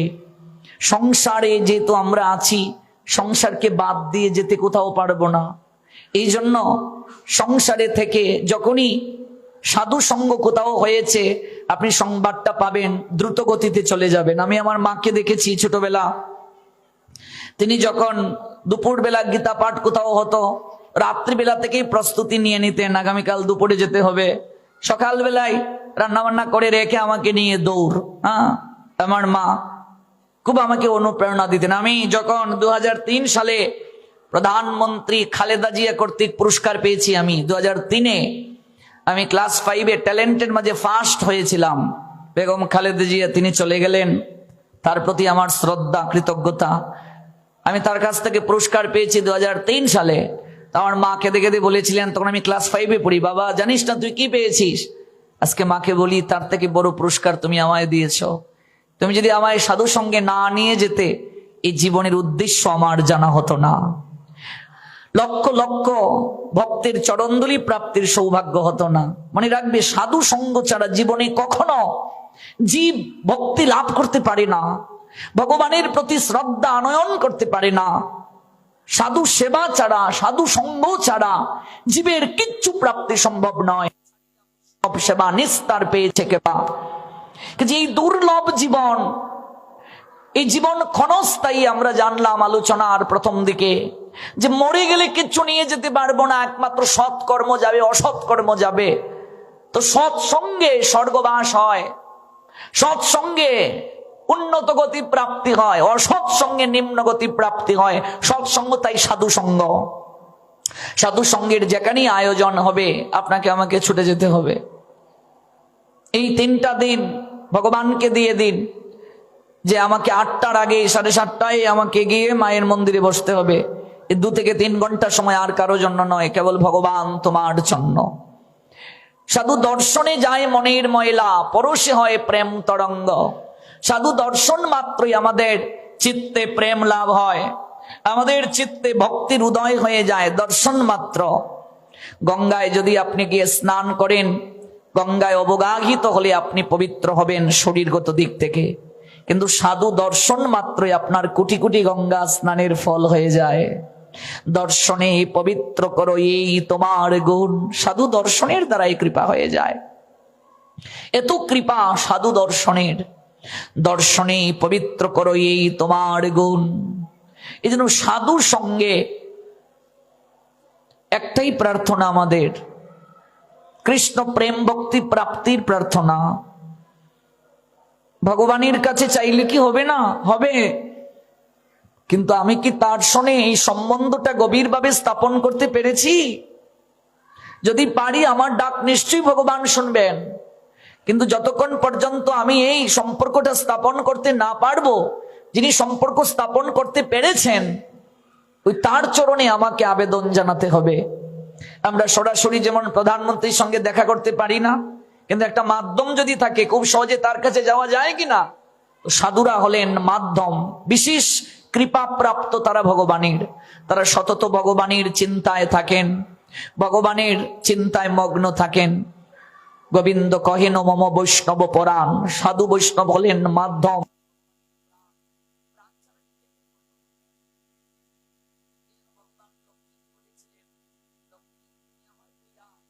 আমার বক্ষ বিলাসিনী, তুমি আমার যতটা প্রিয়া তার থেকে অধিক প্রিয়তর হলো আমার ভক্ত।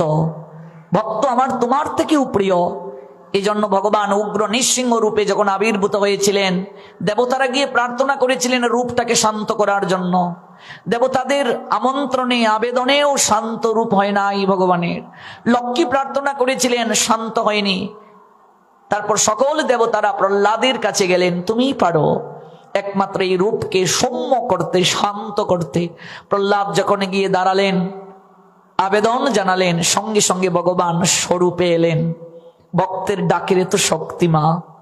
বৈষ্ণবের আবেদনে কৃষ্ণ দয়াময়, বৈষ্ণব আবেদনে কৃষ্ণ হন সদয়। কেন আসবো? সাধুগণ সতত ভগবানের চিন্তায় থাকেন, তারা ভগবানের কাছের জন। এই জন্য আমার হয়ে সেই সাধু যদি আমার প্রার্থনাটা আবেদন জানান ভগবানের কাছে, খুব সহজে আমার প্রার্থনাটা ভগবান গ্রহণ করবেন। যেন যেখানেই সাধু সঙ্গ হবে ছুটে যাবে, যেখানেই সাধু দর্শনের সুযোগ হবে ছুটে যাবে। সংসারে থাকতেই হবে, কিন্তু থাকবে ওই বানরের বাচ্চার মতো। বানরের বাচ্চা যেমন দেখেছ তার মাকে কেমন করে শক্ত করে জড়িয়ে ধরে, বানরের মাটা এক গাছের ডাল থেকে আরেক গাছের ডালে লাফিয়ে যায়, পড়ে যায় বাচ্চা? কেন পড়ে না? শক্ত করে জড়িয়ে ধরেছে। সংসারে থাকো কিন্তু ভগবানকে শক্ত করে জড়িয়ে ধরো। সাধু গুরুদেবকে শক্ত করে জড়িয়ে ধরো, পড়বে না। সংসার সমুদ্রে পড়ার সম্ভাবনা নাই। মনুষ্য জীব তো কৃপা পাবেই পাবে, পশু পাখি কীট পতঙ্গ পর্যন্ত কৃপা প্রাপ্ত হয়ে যায়। এত কৃপা সাধু সঙ্গের। লক্ষ্মীরা বেশ্যার কথা আমরা জানি, 3 রাত্রে বৈষ্ণবী হয়ে গেল। সাধুর এত শক্তি। প্রকৃত সাধু যেখানে অবস্থান করবেন সেখানেই দেখবেন লুকে লুকা আরণ্য হয়ে যায়, মানুষের মাঝে পরিবর্তন এসে যায়। একবার যে শুনবে দ্বিতীয়বার না এসে থাকতে পারবে না। চুম্বক যেমন লৌহ দণ্ডকে টেনে নিয়ে আসে, দেখবেন কালকেও আপনারা না এসে থাকতে পারবেন না। ভেতরে একটা অনুপ্রেরণা আসবে, আহা এই 2 ঘন্টার সময় একটু শুনে আসি, কতই না পাপ করলাম, আমরা তো কত দিকে সময় কাটাই, এই সুযোগটা পেয়েছি, কেন বাদ যাব? নিজে আসবো, আরেকজনকেও ডেকে নিয়ে আসবো। এটাই আকর্ষণ, এটা আমার জন্য নয়, হরিকথার আকর্ষণ। এটাই ভগবানের প্রতি আপনাদের প্রেম, অনুরাগ, ভক্তি। হরিদাস ঠাকুর যখন হরিনাম করছিলেন এই তো যশোরের বেনাপুল জঙ্গলে, এখন এটা সারসা উপজেলা, যশোর জেলা, আগে অবিভক্ত বাংলা ছিল 500 বছর আগে। আর তখন চারিদিকে জঙ্গল, আর এই নিবৃত্ত জায়গাটা তিনি সাধন ভূমি রূপে বেছে নিলেন। হাজার হাজার লোক গিয়ে ওই নামের আচার্যের চরণে ধন্যা দিচ্ছে, প্রণাম দিচ্ছে। কারণ বৈষ্ণব দেখিয়া যে নানুয়ায় মুন্ড, সেই মুন্ড পড়ে গিয়া নরকের কুণ্ড। মনে রাখবে, ভাগবতের প্রতিনিধি সাধু যখন ভাগবত আসরে দাঁড়ান তখন সকল শ্রোতাদের দায়িত্ব কি? তাকে দাঁড়িয়ে সম্মান দেওয়া। শিক্ষক যখন ক্লাসে আসেন, যে ছাত্র বা ছাত্রী দাঁড়ায় না সে হলো বেয়াদব। আপনারা নিশ্চয়ই পড়াশোনা করেছেন, আমরাও পড়াশোনা করেছি। ক্লাসে শিক্ষক আসলে আমরা দাঁড়িয়ে সম্মান দেই কিনা? আর যিনি ভাগবতের প্রতিনিধি তিনি হলেন স্পিরিচুয়াল মাস্টার, আধ্যাত্মিক গুরু। যখন ব্যাসদেবের প্রতিনিধি এই শুকদেব গোস্বামী পাদ এসে দাঁড়িয়েছিলেন, সকল ঋষিগণ মুনিগণ দাঁড়িয়ে তাকে সম্মান করেছিলেন, তাকে আসনে বসতে দিয়েছিলেন। তিনি প্রণাম দেবেন, সবাই প্রণাম দেবে, তারপর নিজ নিজ আসনে বসবে। তিনি বসার পর এবার সকল লোক এসে এই হরিদাসকে প্রণাম দিচ্ছে। ও রামচন্দ্র খা জমিদার, তার কাছে সংবাদ গেল, বাবু আপনি তো এই অঞ্চলের জমিদার, আপনার কাছে কজন লোক আসে? ওই ল্যাংটিদারি সাধু বসে বসে হরি নাম করছে, ওর কাছে সবাই গিয়ে ধন্না দিচ্ছে, ওর পাল্লা বাড়ছে, শুধু ওর দল ভারী হয়ে যাচ্ছে, ওর পাল্লা ভারী হচ্ছে। বলিস কি? ধরে নিয়ে আয় ওই সাধুকে, ধরে আনলে আর আপনার জমিদারি থাকবে না, প্রজারা বিগড়ে যাবে, ওর দলে লোক ভারী হয়ে গেছে। তাহলে এক কাজ করো, ওর কুটিরটা আগুনে পুড়িয়ে দে। পুরাতে গিয়ে ব্যর্থ হয়েছি আমরা বাবু, চেষ্টা করেছি, একটাই কেবল সুযোগ আছে ওকে, এই সাধন ভূমি নাকি এটা, সে আসন পেতেছে, আপনার রাজত্বে আসন পেতেছে, আপনার অনুমতি নেয় নাই। কাজেই একটাই প্রক্রিয়া আছে, ওর চরিত্রে একটু কালিমা লেপন করে দিন। মনে রাখবে, সাধুর দুটো জিনিস খুবই প্রয়োজন, এক হলো চরিত্র, এক হলো ব্যক্তিত্ব। সাধু যদি এই দুটির মাঝে একটি থেকে স্খলন হয়ে যান, হারিয়ে ফেলেন চরিত্র আর ব্যক্তিত্ব, কোনোদিন তিনি আর এই জগৎ সংসারে কারো কাছে সম্মান প্রাপ্ত হবেন না, এমনকি ভগবানের কাছেও না।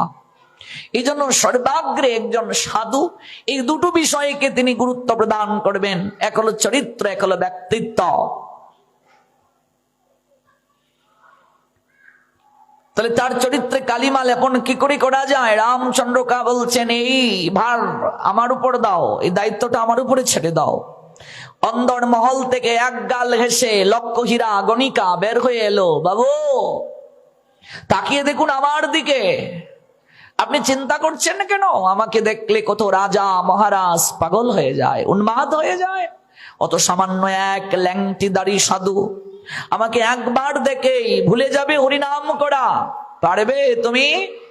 যদি পারো, সারা শরীর তোমার গহনা দিয়ে সাজিয়ে দেব, তাতেও যদি তোমার না হয়, আমার এই রাজত্বের একটা অংশে আমি তোমাকে পাটরানী বানাবো, একটা প্রদেশ, সেই প্রদেশের পাটরানী বানাবো, আমার এখানে সম্মান নিহিত। লক্ষ হীরা, তুমি যদি হেরে যাও তাহলে আমি হেরে গেছি। লক্ষ হীরা কেন তার নাম? একটা হীরা থেকে যে জ্যোতি বের হয়, ওই লক্ষটা হীরা থেকে যেরকম জ্যোতি বের হয়, তার শরীরে ততটা রূপ যৌবন। আমরা শ্রবণ করছি সাধু সঙ্গের মহিমা, সাধু সঙ্গে অহৈতুকী কৃষ্ণ নাম, কৃষ্ণ কথা শ্রবণের বিধি। একটা হীরা থেকে যতটা জ্যোতি বের হয়, লক্ষটা হীরা থেকে যে জ্যোতি বের হয়, ততটা রূপ যৌবন তার শরীরে আছে। আমি যাব বাবু, তবে দিনে নয়, রাত্রিবেলা। রাত্রিবেলা কেন? প্রকৃতি তখন নীরব নিথর। যদি একটিবার ওই সাধুর কুটির থেকে বের হই, কেউ দেখতে পায়, তাহলে আর ওই সাধু এখানে থাকতে পারবে না। এজন্য রাত্রিবেলা বের হব, সাজে গুজে। রাতের আধারে এই রাজ অট্টালিকা থেকে রওনা দিলেন লক্ষ হীরা। এমনিতেই তো অনেক সুন্দরী, আরো নিজেকে সাজিয়ে তুললেন অপূর্ব ভঙ্গিমায়। লক্ষ হীরা থেকে অধিকতর জ্যোতি শরীর থেকে নির্গত হচ্ছে। যদি কোনোদিন যান, দেখবেন ওই বেনাপুল পাটবাড়ি বর্তমান এটির নাম, এখানে ঢুকেই দেখবেন, এইভাবে ঢুকলেন, বাদিকে দেখবেন একটা তমাল বৃক্ষ আছে। তমাল বৃক্ষ অদ্বৈত আচার্য প্রভুর যষ্টি থেকে, যষ্টি মানে লাঠি, ওই লাঠি থেকে ওই বৃক্ষটার সৃজন হয়েছে, শুকনা লাঠি থেকে। যদি কোনোদিন যান, দর্শন করবেন। আপনি গেট দিয়ে ঢুকলেন, দেখবেন বাঁদিকেই একটা তমাল বৃক্ষ, অদ্বৈত আচার্য প্রভুর যষ্টি থেকে এই বৃক্ষটার সৃজন হয়েছে। তারপর আপনি এগিয়ে যাবেন, গিয়ে দেখবেন একটা মাধবীলতা বৃক্ষ আছে, যে বৃক্ষের নিচে 3 লক্ষ হরিনাম করতেন এই নামাচার্য শ্রীল হরিদাস। পূর্বে ছিলেন ব্রহ্মা, পরীক্ষা করতে গিয়ে ভগবানের চরণে অপরাধ করেছিলেন, অহংকারের বশবর্তী হয়ে অপরাধ করে তিনি তার আসন থেকে নিম্নগতি প্রাপ্ত হলেন। আসলেন তিনি বাংলাদেশের খুলনা বিভাগ, সাতক্ষীরা জেলা, কলারুয়া উপজেলা, তৎকালীন বুরন পরগনা, বর্তমানে কেরাগাছি, ওই জায়গায় আসলেন। হবিউল্লাহ মিয়ার গড়ে লালিত পালিত হলেন। নাম ছিল তার হারেস, পরবর্তীতে হরিদাস। সেই মাধবীলতা বৃক্ষের নিচেই তিনি 3 লক্ষ হরিনাম করতেন মহাপ্রভু। এই জগৎ সংসারে তার দ্বারা নামের শিক্ষা, প্রেমের শিক্ষা প্রচার করেছিলেন। লক্ষ্য হীরা ওই কুঠিরটার সম্মুখে গিয়ে দেখে একটা তুলসী বৃক্ষ। ওমা, গৃহের সম্মুখে সর্বদা তুলসী রোপণ করবে। অদ্বৈত আচার্য বললেন, গৃহাঙ্গনে শ্রী তুলসী করিবে স্থাপন, তুলসী বিহনে গৃহ শ্মশানেরও সম। যে বাড়িতে তুলসী নাই সেই বাড়িটা শ্মশান তুল্য মনে রাখবে। যে গৃহে, সনাতনী হিন্দু গৃহে ভোরবেলা শঙ্খ বাজে না, ঘন্টা বাজে না, সন্ধ্যাবেলা মধ্যাহ্নকালীন সময়ে উলুধ্বনি হয় না, হরিধ্বনি হয় না, শঙ্করধ্বনি হয় না, অপআত্মাগুলো সেই বাড়িতে এসে আশ্রয় গ্রহণ করে। সন্ধ্যাবাতিতে চারিদিক আলোকিত হয় না যে গৃহ, সে যদি তুলসীর মূলে যে গৃহ ললনা, গৃহলক্ষ্মী সন্ধ্যাবেলা দেয় না, তার বাড়িটা গৃহ নয়, তার বাড়িটা অপআত্মার আশ্রয়স্থল, শ্মশান তুল্য। যে গৃহে সাধুর পদচারণা পড়ে না, সেটা বাড়ি নয়, শ্মশান। বলছেন যে তীর্থে সাধু নাই, যে গৃহে সাধুর পদচারণা নাই, সেটা তীর্থ নয়, গৃহ নয়। সেই তীর্থে কাকের তীর্থ হয়। কেন যাচ্ছ? হাটিয়া দূর দেশ, যেখানে সাধুর পদচারণা নাই। যথায় বৈষ্ণবগণ তথায় মধুর শ্রী বৃন্দাবন, তথায় আনন্দ শেষ। এজন্য তুলসী বৃক্ষ গৃহের সম্মুখে রোপণ করবে। প্রতিদিন তুলসীকে হিন্দু মাত্র স্নান করাবে, প্রণাম দেবে, পরিক্রমা করবে। কণ্ঠে তুলসীর মালাটা দিতে হবে। কণ্ঠে তুলসীর মালা দেওয়ার অর্থ কি? এই মালাটা দিয়ে যখন আপনি গিট দিয়ে দেবেন, আপনি একটা কুণ্ডলীর ভেতরে প্রবেশ করে ফেললেন।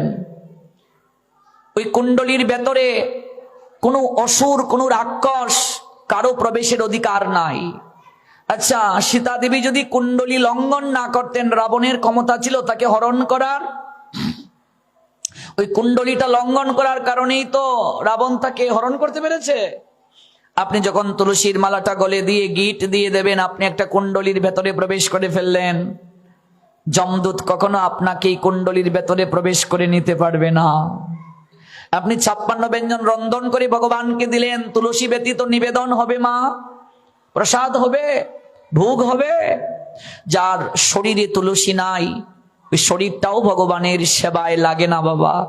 এই জন্য দেখবে মরার পরে সর্বপ্রথম 2টো চোখের মাঝে তুলসী পত্র দেয়া হয়, হয় কি না? কেন? কারণ অগ্নিতে দেহটা আহুতি করা হয়। ভগবান 2 জন দেবতাকে পরিশুদ্ধতার অধিকার দিয়েছেন, একজন অগ্নি, একজন বরুণ দেবতা। পৃথিবীতে সকল কিছু দূষিত হয়ে গেলেও আগুনকে কেউ দূষিত করতে পারে না। আগুন সবাইকে পরিশুদ্ধ করে। ওই আগুনে যা দেয়া হয় ভগবান তা গ্রহণ করেন। এই জন্য দেখবে আমরা যজ্ঞে কলা দেই অগ্নিতে, দেখেছেন তো? এই কলা মানে দেহ কলার প্রতীক। মানুষ যখন মারা যায়, এটাকে বলে অন্ত্যেষ্টি ক্রিয়া। অন্ত মানে শেষ, ইষ্টি মানে যজ্ঞ, এটা শেষ যজ্ঞ।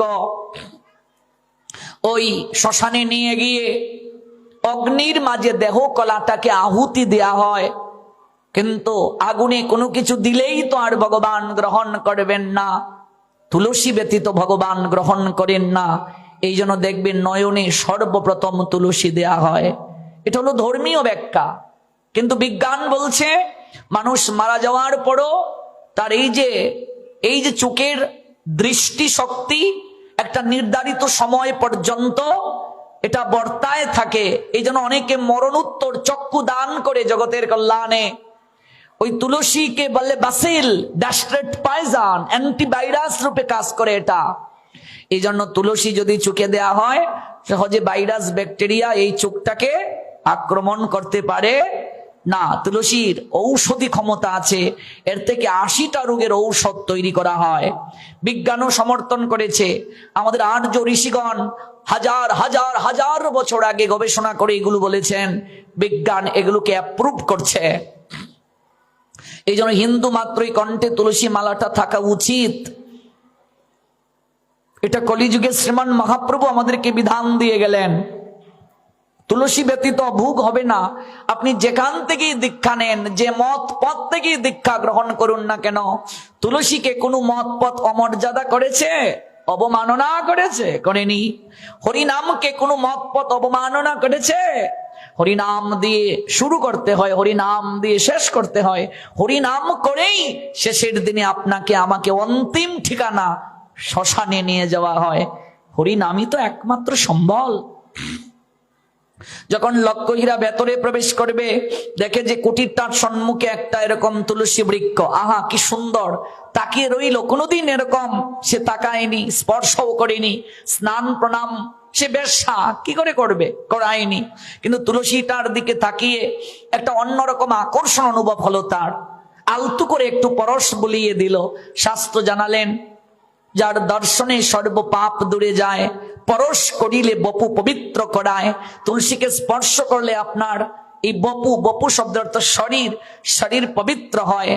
দর্শন দ্বারা পাপ স্খলন হয়। জল সিঞ্চন করলে কৃষ্ণ প্রেম ভক্তি লাভ হয়। ওম গোবিন্দ বল্লভাং দেবীং ভক্ত চৈতন্য কারিণীম স্নাপো আমি জগদ্ধাত্রীং কৃষ্ণ ভক্তি প্রদায়িনীম। ওম বৃন্দা ওই তুলসী দেব্যই প্রিয়া ওই কেশব শুচ কৃষ্ণ ভক্তি প্রতিদেবী সত্যবত্যই নম নম। প্রণাম দিলে কেশবের প্রতি ভক্তি জাগে, প্রেম জাগে। সে একটু আলতো করে পরশ বুলিয়ে ভেতরে প্রবেশ করলো। তখন হরিদাস ঠাকুর যৌবন বয়সে, তার শরীর থেকে যৌবনের আভা ছিটকে পড়ছে। একটা অপূর্ব সুন্দর ছেলে হরিনাম করছে। রাতের আধারে একটা যৌবনবতী মেয়ে, একটা হীরা থেকে যে জ্যোতি বের হয়, লক্ষটা হীরাকে একত্রে রাখলে যতটা জ্যোতি বের হয়, ঠিক ততটা রূপ যৌবন মেয়েটার শরীরে। সেজে গুজে ওই মেয়েটা অন্ধকারের মাঝে, যেখানে একটা কেবল প্রদীপ জ্বলছে মিট মিট করে, একাকী নির্জনে একটা পুরুষের কাছে এসে কামনা স্ফূর্তির জন্য আবেদন জানালো। ছেলেটা অর্থাৎ সাধক হরিদাস, নামের আচার্য হরিদাস ইঙ্গিতে বুঝালেন, তুমি বসো, আমার নাম সংখ্যা পূরণ হয়নি। আমার সংখ্যা সংকীর্তন পূরণ না হলে আমি ইচ্ছে পূরণ করতে পারবো না। লক্ষ্মীরা সারা রাত বসে রইল। দেখুন সাধু সঙ্গের মহিমা কি। সাধুর নৈকট্যে যদি বসে কেউ হরিনাম হরি কথা শ্রবণ করে, তার জীবনে কি প্রাপ্তি হয় দেখুন, কতটা মঙ্গল হয় দেখুন। অত্যন্ত দুরাচারী যে, পতিত যে, পাষণ্ডী যে, তারও ভেতরে পরিবর্তন এসে যায়। মরুভূমির নিয়ায় চিত্ত যার, তার চিত্তটাও গলে যায়, কৃষ্ণ প্রেম ভক্তি লাভ হয়ে যায়। সারা রাত হরিনাম করছেন হরিদাস ঠাকুর। লক্ষ্মীরা বসে বসে শ্রবণ করছে, চাতক পাখির মতো অপেক্ষা করছে কবে সাধুর হরিনাম শেষ হবে, সংখ্যা সংকীর্তন শেষ হবে, আমি আমার ইচ্ছে পূরণ করব। সমাজ সংসারে চরিত্রে কালিমা লেপন করিয়ে রামচন্দ্র জমিদারের নিকট থেকে সারা শরীর ভর্তি গহনা নেব, হয়তো কোনো একটা প্রদেশের পাট রানীও হওয়ার সৌভাগ্যবতী হতে পারি। কিন্তু সারা রাত কেটে গেল, হরিনাম করতে করতে প্রভাত হয়ে গেল। বলে যাচ্ছেন লক্ষ্মীরা শাড়ির আঁচলটাকে দুলিয়ে, ও বাবাজি, আজ তো আমার ইচ্ছে পূরণ করতে পারোনি, আমি আগামীকাল আবার আসব, তখন কিন্তু আমি খালি হাতে ফিরবো না। দ্বিতীয় রাত্রিতে সেজে গুজে আবার এলেন। হরিদাস ঠাকুর তদ্রূপ একই কথা বললেন, আমার নাম সংখ্যা পূর্ণ না হলে, আমি তো 3 লক্ষ হরিনাম করি, সম্পূর্ণ না হলে কি করে তোমার সাথে আমি তোমার ইচ্ছে পূরণ করব, কাম ক্রীড়া করব। সারা রাত হরিনাম শ্রবণ করলো, প্রভাত হয়ে গেল। লক্ষ্মীরা সে বলে গেল, আমি আবার কিন্তু আসবো ঠাকুর। যেতে যেতে ভাবছে, আহা, আমাকে দেখলে কত রাজা মহারাজ পাগল হয়ে যায়, উন্মাদ হয়ে যায়, কিন্তু এই সাধু, সারাটা রাত চোখ বন্ধ করে হরিনাম করলো, আমার দিকে একটিবার তাকালো না। ও চোখ বন্ধ করে কাকে দর্শন করে? চোখ বন্ধ করলে তো চারিদিক অন্ধকার না মা। কিন্তু মনে রাখবে, ভগবানকে এই চর্ম চক্ষু দ্বারা দর্শন করা যায় না, ভগবান দর্শন করতে হয় হৃদয়ে চক্ষু দ্বারা। এই জন্য আমরা প্রার্থনা করি চোখটা বন্ধ করে। আমরা গুরুচরণে ঘুম থেকে উঠে প্রার্থনা করি, ওম গোবিন্দ বল্লভাং দেবীং ভক্ত চৈতন্য কারিণীম স্নাপো আমি জগদ্ধাত্রীং কৃষ্ণ ভক্তি প্রদায়িনীম। হে গুরুদেব, অজ্ঞান জনিত আধারে আমার এই দুটা চোখ আবৃত হয়ে আছে, আপনি কৃপা করে জ্ঞানঞ্জন শলাকা দিয়ে আমার চোখটাকে উন্মিলন করে দিন। দেখবে আমরা আরতি করার পর পঞ্চপ্রদীপের যে আলোক রশ্মিটা, এটি হস্ত দ্বারা পরশ করে সর্বপ্রথম কিন্তু মাথায় দিতে নেই মা, চোখের মাঝে দিতে হয়। আজকে ভালো করে জেনে যাও, এই যে পঞ্চপ্রদীপের আলোক রশ্মি, এটা স্পর্শ করে চোখের মাঝে দিতে হয়। আর মনে মনে প্রার্থনা করবে, আমাকে অন্ধকার থেকে আলোর পথের সন্ধান দাও, আমার এই দুটো চোখকে উন্মিলিত করে দাও, আলোকিত করে দাও। এই যে দীপাবলিতে আমরা আলো জ্বালাই, প্রতিদিন সন্ধ্যা বেলায় আমরা সেজুতি জ্বালাই, এটা ভগবানকে আমরা এই দীপ দিচ্ছি না। পৃথিবীর কোন ধর্মে অগ্নি দান দেখবে না। ভগবান তো তিনি আলোকময়, তার কি আলোর প্রয়োজন আছে নাকি জগতে? এই আলোটা আমাদের জন্য ভগবানকে আমরা অর্পণ করছি, ভগবানকে দান করছি আমাদের জন্য। আমরা মাতৃ জঠরে অন্ধকার একটা প্রকোষ্ঠে ছিলাম, চারিদিকে ঘুটে ঘুটে অন্ধকার। ওই জায়গা থেকে আমরা এলাম, এখানে এসে আমরা সংসার পাতলাম, অজানা অচেনা পরিবেশে একে অপরের সঙ্গে সম্পর্কে আবদ্ধ হলাম। যেদিন মহাকালের বাঁশি বাজবে, বিদায়ের ঘন্টা বাজবে, যেদিন সংসার নাট্য মঞ্চে অভিনয় সাঙ্গ হবে, যেদিন একাকী না ফেরার দেশে গমন করব, ভাই বন্ধু আত্মীয় স্বজন আমাদেরকে শ্মশানটা পর্যন্ত এগিয়ে দিতে পারবে বাবা। বাকিটা পথ কিন্তু আমাদের একা একা যেতে হবে। কেউ কিন্তু এর থেকে আর দীর্ঘ সময় আমাদের সঙ্গে যাওয়ার যোগ্য নয়, যেতে পারবে না। এই জন্য দেখবে দাহ কার্যের পর একটা মাটির কলসি জলে পূর্ণ করে ডান স্কন্ধে কলসিটা রেখে শ্মশানের দিকে পিছন ফিরে তাকিয়ে ওই মাটির কলসিটা কাঠ থেকে ফেলে দেয়া হয়, ভেঙ্গে যায় মাটির কলসিটা। এই কলসিটা, মাটির কলসিটা দেহ ভাণ্ডের প্রতীক, জগৎকে দেখানো হচ্ছে, দেখো এই জগৎ সংসারে এই দেহটা একদিন এমন করেই মিশে যাবে, ভেঙ্গে যাবে, খান খান হয়ে যাবে। আর ওই জলটা আত্মার প্রতীক। জল যেমন সূর্যের তাপে বাষ্প হয়ে যায়, কেউ দেখে না, ওই দেখো পিঞ্জিরা থেকে ওই আত্মাটা যেদিন বের হয়ে যায়, প্রাণ পাখিটা যেদিন বের হয়ে যায়, ভাই বন্ধু আত্মীয় স্বজন ঘিরে থাকে আমাদের, কিন্তু কেউ দেখতে পায় না রে মা। কোন দিক থেকে বের হয়ে যায় কেউ দেখতে পায় না, পিছনে ফিরে তাকায় না কেন? ওই শ্মশান বন্ধুদেরকে জানাচ্ছে, জগতের লোককে বুঝাচ্ছে, দেখো আমরা এই পর্যন্তই তোমাকে এগিয়ে দিয়ে গেলাম। এই যে কিছুদিন আমাদের সঙ্গে সহকর্মী রূপে, সহশিল্পী রূপে অভিনয় করলে এই নাটকের মঞ্চে, কাজে আমাদের একটা দায়বদ্ধতা ছিল তোমার প্রতি। আমরা এই পর্যন্ত তোমাকে এগিয়ে দিয়ে যেতে পারলাম, বাকিটা পথ তোমাকে একা একা যেতে হবে। বাকিটা পথ আর তোমার সঙ্গে আমরা যেতে পারবো না। মারে, যদি গুরুদেবের সঙ্গে কারো সম্বন্ধ থাকে, গৌর গোবিন্দের সঙ্গে যদি কারো সম্বন্ধ থাকে, সেদিন গুরুদেব ভব নদীর ঘাটে দুহাত প্রসারিত করে দাঁড়িয়ে থাকবে, না আয় রে, আমি তোর জন্য অপেক্ষা করছি কতকাল ধরে। গুরুদেব হাতটা ধরে সেদিন গৌরাঙ্গের চরণ তরিতে তুলে দেবেন। এই তো সম্বন্ধ, এই সম্বন্ধকে পাশ কাটিয়ে কেউ যেতে পারবে না। এই জন্য এই চর্ম চক্ষু দ্বারা দর্শন হয় না, হৃদয়ে চক্ষু দিয়ে দর্শন করতে হয়। চোখ বন্ধ করে আমরা কিচ্ছু দেখতে পাই না, অন্ধকার চারিদিক। চোখ বন্ধ করে হৃদয়ে চক্ষু দ্বারা ওই আলোক রশ্মির সন্ধান করতে হয়। প্রতিদিন এই জন্য দীপ জেলে যাই আমরা, দীপাবলিতে আলোক রাশি দেই। আর প্রার্থনা করি, গোবিন্দ যেদিন অন্ধকার জগতে একাকী যাব, সেদিন তো কেউ আলোক বর্তিকা হাতে নিয়ে আসবে না।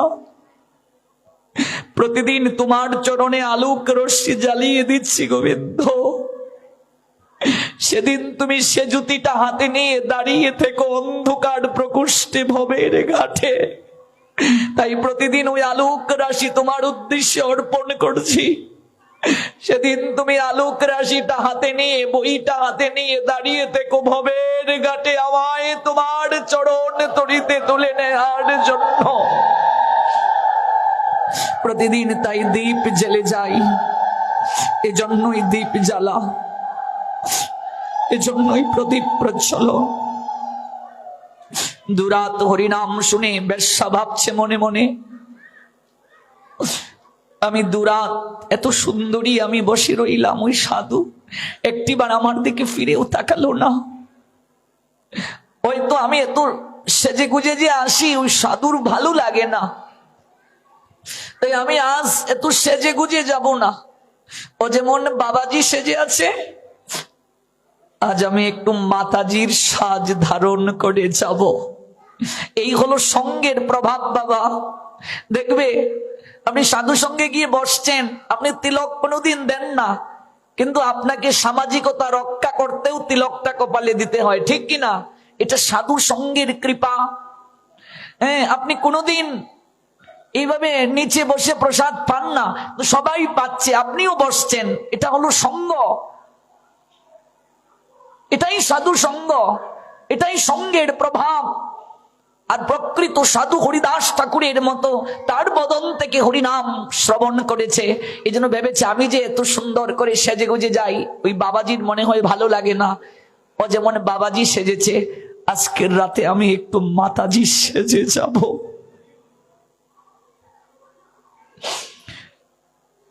গর্জিয়াস শাড়ি খুলে ফেললেন, মেকআপও হলো না, সাদা লাল পাড়, যেটা ভাগবতের শাড়ি মনে রাখবে, পুজোর শাড়ি, এরকম একটা শাড়ি পরে চরণে ঘুঘুরটা বেঁধে আবেদনময়ী হয়ে ছুটছে। ও বাবাজি, দুরাত্ম তোমার গান শুনলাম, তোমার তো একটাই গান, হরে কৃষ্ণ কৃষ্ণ কৃষ্ণ হরে হরে, হরে রাম রাম রাম হরে হরে। আজ আমি গাইব, তুমি শুনবে। যখন নিজে গাইতে চায় পারি না, এই জায়গায় ইচ্ছে করলেও আমরা অসৎ চিন্তা করতে পারবো না। পারবো ওমা, পারবো। এখানে যখন কেউ প্রবেশ করবে, কিছুটা সময়ের জন্য হলেও তাকে সৎ চিন্তা করতে হবে কিনা, সৎ ভাবনা ভাবতে হবে কিনা, কারণ এই জায়গার বাতাসটার পর্যন্ত একটা শক্তি আছে। এখন ভগবানের কথার এত শক্তি, ভগবানের নামের এত শক্তি। ও যখন গাইতে চায় পারছে না, হরিনাম আমি তো গাইতে চাই না, কিন্তু আমি অন্য গান গাইতে চাই, আমার বদনে হরিনাম কেন আসে? চৈতন্য চরিতামৃতে কবিরাজ গোস্বামী পাদ জানালেন, আসবেই তো গো। হরিনামের একটা স্বভাব আছে, ছোঁয়াচে রোগের মতো। ছোঁয়াচে রোগী যদি কাউকে স্পর্শ করে, ভাইরাসটা ব্যাকটেরিয়াটা তার মাঝে চলে যায়। হরিনামের একটা স্বভাব আছে, যে জপে তার কৃষ্ণ উপজয়ে হয় ভাব। যে হরিনাম করে, যে প্রকৃত সাধুর সঙ্গ করে, আলিঙ্গন করে, পরশ বোলায়, ওর ভেতরের কিছুটা শক্তি হলেও তার মাঝে প্রবেশ করে। এই জন্য সাধু সঙ্গে গিয়ে আলিঙ্গন করবে, কৃষ্ণ প্রসাদ গ্রহণ করবে, একটু ধুলিকণা মাখবে, গড়াগড়ি করে যাবে। এই কৃষ্ণ প্রেম ভক্তি বৃদ্ধি করে রে মা, বর্ধিত করে। গান গাইতে পারছি না, তাতে কি নাচতে তো পারবো। অঙ্গভঙ্গি করতে শুরু করলো লক্ষ্য হীরা, হাত পা বাঁকাতে বাঁকাতে প্রভাত হয়ে গেল। হরিদাস ঠাকুর স্নান করতে চলে গেলেন, লক্ষ্য হীরা বসে রইল, এদিন আর গেল না। স্নান করে আহ্নিক সেরে তুলসী স্নান পরিক্রমা করে নতুন বস্ত্র পরিধান করে কুটিরে এসে হরিদাস বলছে, মা মা আমায় ক্ষমা করে দাও মা। আমি 3 রাত তোমায় বসিয়ে রেখেছি। আমার যে হরিনাম সংখ্যা পূর্ণ না হলে আমি কারোর সাথে কথা বলি না, ইচ্ছে পূরণ করতে পারিনি। বলো কেন এসেছো তুমি আমার কাছে? ভাবুন তো, একটা মেয়ে সেজে গুজে এলো সাধুর চরিত্রে কালিমা লেপন করতে। ওই সাধুটা তাকে সর্বপ্রথম 3 রাতের মাঝে কথা না বলে, সর্বপ্রথম 3 রাত যখন কেটে গেল, প্রভাত হলো, সর্বপ্রথম মা বলে সম্বোধন করলো। ভাবুন, অনুভব করুন। বেশ্যা লক্ষ্যহীরা অবাক হয়ে গেল। আমি আসলাম রতি ক্রীড়া করার জন্য, ওই সাধু আমাকে মা বলে সম্বোধন করলো। জীবনে কোনোদিন আমাকে তো কেউ মা বলে ডাকেনি। আমি তো বেশ্যা, আমি কারো শরীরের চাহিদা মেটাই, কামনা চরিতার্থ করি। আমাকে মানুষ ব্যবহার করে, গ্রহণ করে না। আমাকে মা বলে ডাকলো, ছোট্ট একটা শব্দ মা। এই ডাকটার মাঝে এত মধুরতা। মা সন্তানকে পৃথিবীতে আনয়ন করতে কত কষ্ট করে মা, কত ত্যাগ তিতিক্ষা করে। প্রসব বেদনার মতো বেদনা জগতে আর কি হতে পারে? কিন্তু সন্তানটাকে কোলে পেয়ে একটা মা সকল কিছু ভুলে যায়। ওই সন্তানটা যেদিন সর্বপ্রথম তাকে মধুর স্বরে মা বলে ডাকে, তার হৃদয়ে আর কোনো চাওয়া পাওয়া থাকে না। ও আমাকে মা বলে ডাকলো। ঠাকুর, আমি যে কারণে তোমার কাছে এসেছি, এই 3 রাত বসেছিলাম, আমি একথা মুখে উচ্চারণ করতে পারবো না ঠাকুর। আমি এমনিতেই মহাপাপী, আমি এটি উচ্চারণ করে আর পাপের পাল্লাকে ভারী করতে পারবো না ঠাকুর। এই 3 রাত যে কারণে আমি তোমার কাছে এসে বসেছি, আমি এই কথা না বললেও যদি তুমি এখন আমাকে প্রশ্ন করো আমি কেন এসেছি, ঠাকুর আমি এসেছি তোমার চরণে শরণ নিতে। ঠাকুর, আমি মহাপাপী। এই 3 রাত তোমার বদনে হরিনাম শুনে আমার কি হয়েছে আমি জানি না। আমি সারা জীবন নাচ গান করে এত আনন্দ পাইনি ঠাকুর। আমি এই 3 রাত হরিনাম শুনে যে আনন্দ পেয়েছি, আমি তোমার চরণে শরণ নিতে এসেছি। ওই রামচন্দ্র আমায় পাঠিয়েছে ঠাকুর তোমার চরিত্রে কালিমা লেপন করার জন্য। আমি সব জানি রে মা, এজন্যই তো আমি যাইনি রে তোকে কৃপা করব বলে। মারে, তোকে একটা জিজ্ঞাসা করি মা, তুই তোর বাবু রামচন্দ্র কাকে গিয়ে জিজ্ঞেস করবি আজ তোর শরীরে যৌবন আছে, রূপের নেশায় জগৎকে তুই ভুলিয়ে দেস, নাচতে পারিস, কামনা চরিতার্থ করতে পারিস। তুই তোর বাবুকে গিয়ে জিজ্ঞাসা করবি যেদিন তুই বৃদ্ধ হয়ে যাবি, তুই যেদিন নাচতে পারবি না, কারো ইচ্ছে পূরণ করতে পারবি না, সেদিনও কি তোর ওই বাবু জমিদার রামচন্দ্র তোকে এমন করে ভালোবাসবে? যা জিজ্ঞেস করে আয়। মারে, এই সংসারটা বড় বিচিত্র রে মা। এই সংসারে তুমি যত দিতে পারবে সবাই তোমায় ভালোবাসবে। যতদিন করে ধন উপার্জন ততদিন বসে থাকে নিজ পরিজন। পরে যখন বৃদ্ধকালে জীর্ণ হয় দেহ, ডেকেও জিজ্ঞেস করে না কেহ। সংসার কত বিচিত্র রে মা, 3 দিন বিছানায় পড়লে বুঝবে এই সংসার কত বিচিত্র। যে সন্তানকে না খাইয়ে খাও না, রাস্তার দিকে তাকিয়ে থাকো কবে সন্তান আসবে, তার মুখে আহার দিয়ে তুমি নিজে আহার করবে, ওই সন্তানটাও বলবে জঞ্জাল মরে না কেন, মরলেই বাঁচি। এই জন্য সময় থাকতে গোবিন্দের কাছে প্রার্থনা জানাও, ঠাকুর সংসারে যেন কারো বোঝা না হয়, শরীরে শক্তি থাকতে থাকতে তোমার নামটা নিয়ে যেন জগৎ থেকে যেতে পারি। যা জিজ্ঞেস করে আয় তো রামচন্দ্রকা জমিদারকে, যা যা যা জিজ্ঞেস করে আয়, যা। ওরে এটা স্বার্থপরতার জায়গা রে মা। কাঁদতে কাঁদতে লক্ষ্মীরা বলল, বাবা আমি যাবো আর আসবো, ঠাকুর আমায় একটু সুযোগ দাও, আমি যাবো আর আসবো, তুমি কোথাও যাবে না। লক্ষ্মীরা বেশ্যা সকল শাড়ি গহনা, চরণে বাঁধা ঘুঘুর, সকল কিছু পসরা সাজিয়ে রামচন্দ্রকা জমিদারের চরণে রেখে প্রণাম দিয়ে বলছে, বাবু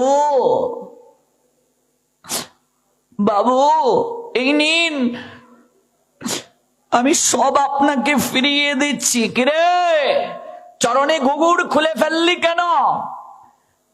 এই শাড়ি গহনা সব আমায় ফেরত দিচ্ছিস কেন? তোকে পাঠিয়েছিলাম ওই সাধুর চরিত্রে কালিমা লেপন করতে। ওরে তুইও বুঝি তার দলে চলে গিয়েছিস? বাবু ওই সাধু সাধারণ কেউ নয় বাবু, সারা জীবন আপনার কথায় আমি নেচেছি বাবু, গান গেয়েছি, আপনার কামনা পূরণ করেছি, গ্লাসে সোডা ঢেলে দিয়েছি বাবু। আমি সারা জীবন নাচ গান করে যে আনন্দ পাইনি, এই 3 রাত সাধুর নিকটে গিয়ে কৃষ্ণ নাম শুনে আমি এই আনন্দটা পেয়েছি বাবু। ওই সাধু সাধারণ কেউ নয়, আমার মতো একটা বেশ্যা, তার কাছে গিয়ে একটু বসার পর তার মুখে হরি নাম শোনার পর আমার ভেতরটা কেমন হয়ে গেছে বাবু। আমি তো চাইনি এমন পরিবর্তন হতে, কেমন হয়ে গেছি আমি। ও বাবু আমি সারা জীবন যা পেয়েছি সব আপনাকে ফিরিয়ে দিচ্ছি বাবু। একটা জিজ্ঞাসা আপনার কাছে, আজকে তো আমার শরীরে যৌবন আছে, আমি নাচতে পারি, আপনি আমায় আদর করেন, গহনা দিয়ে সারা শরীর সাজিয়ে দেন বাবু। যেদিন আমার অঙ্গ প্রত্যঙ্গ অচল হয়ে যাবে, নাচতে পারবো না, গাইতে পারবো না, সেদিনও কি আপনি আমায় এমন করে ভালোবাসবেন? আমার শেষের দিনটা কেমন হবে বাবু? আমি বেশ্যা, যে শরীর প্রাপ্ত হয়েছি গোবিন্দ সেবার জন্য, আমি এই শরীরটা একদিনও তো গুরু বৈষ্ণব ভগবানের সেবায় লাগাতে পারলাম না। আমি সব আপনাকে ফিরিয়ে দিচ্ছি বাবু, আপনি সব নিয়ে নিন। আপনার কথা আমি সারা জীবন রেখেছি, আপনি যেভাবে বলেছেন সেভাবে চলেছি, আমি সব ফিরিয়ে দিয়ে আজ আপনার কাছে আমি একটা ভিক্ষা চাইবো বাবু, আপনি আমায় দেবেন একটা ভিক্ষা? কি চাস তুই আমার কাছে? ও বাবু বাকিটা জীবন আপনি আমায় মুক্তি দিয়ে দিন বাবু, এই বেশ্যালয় থেকে আপনি আমাকে বাকিটা জীবন মুক্তি দিয়ে দিন। আমি বাকিটা জীবন মুক্ত বিহঙ্গের মতো ভক্তির গগনে ডানা মেলে উড়তে চাই, আর বদনে হরিবল বলতে চাই।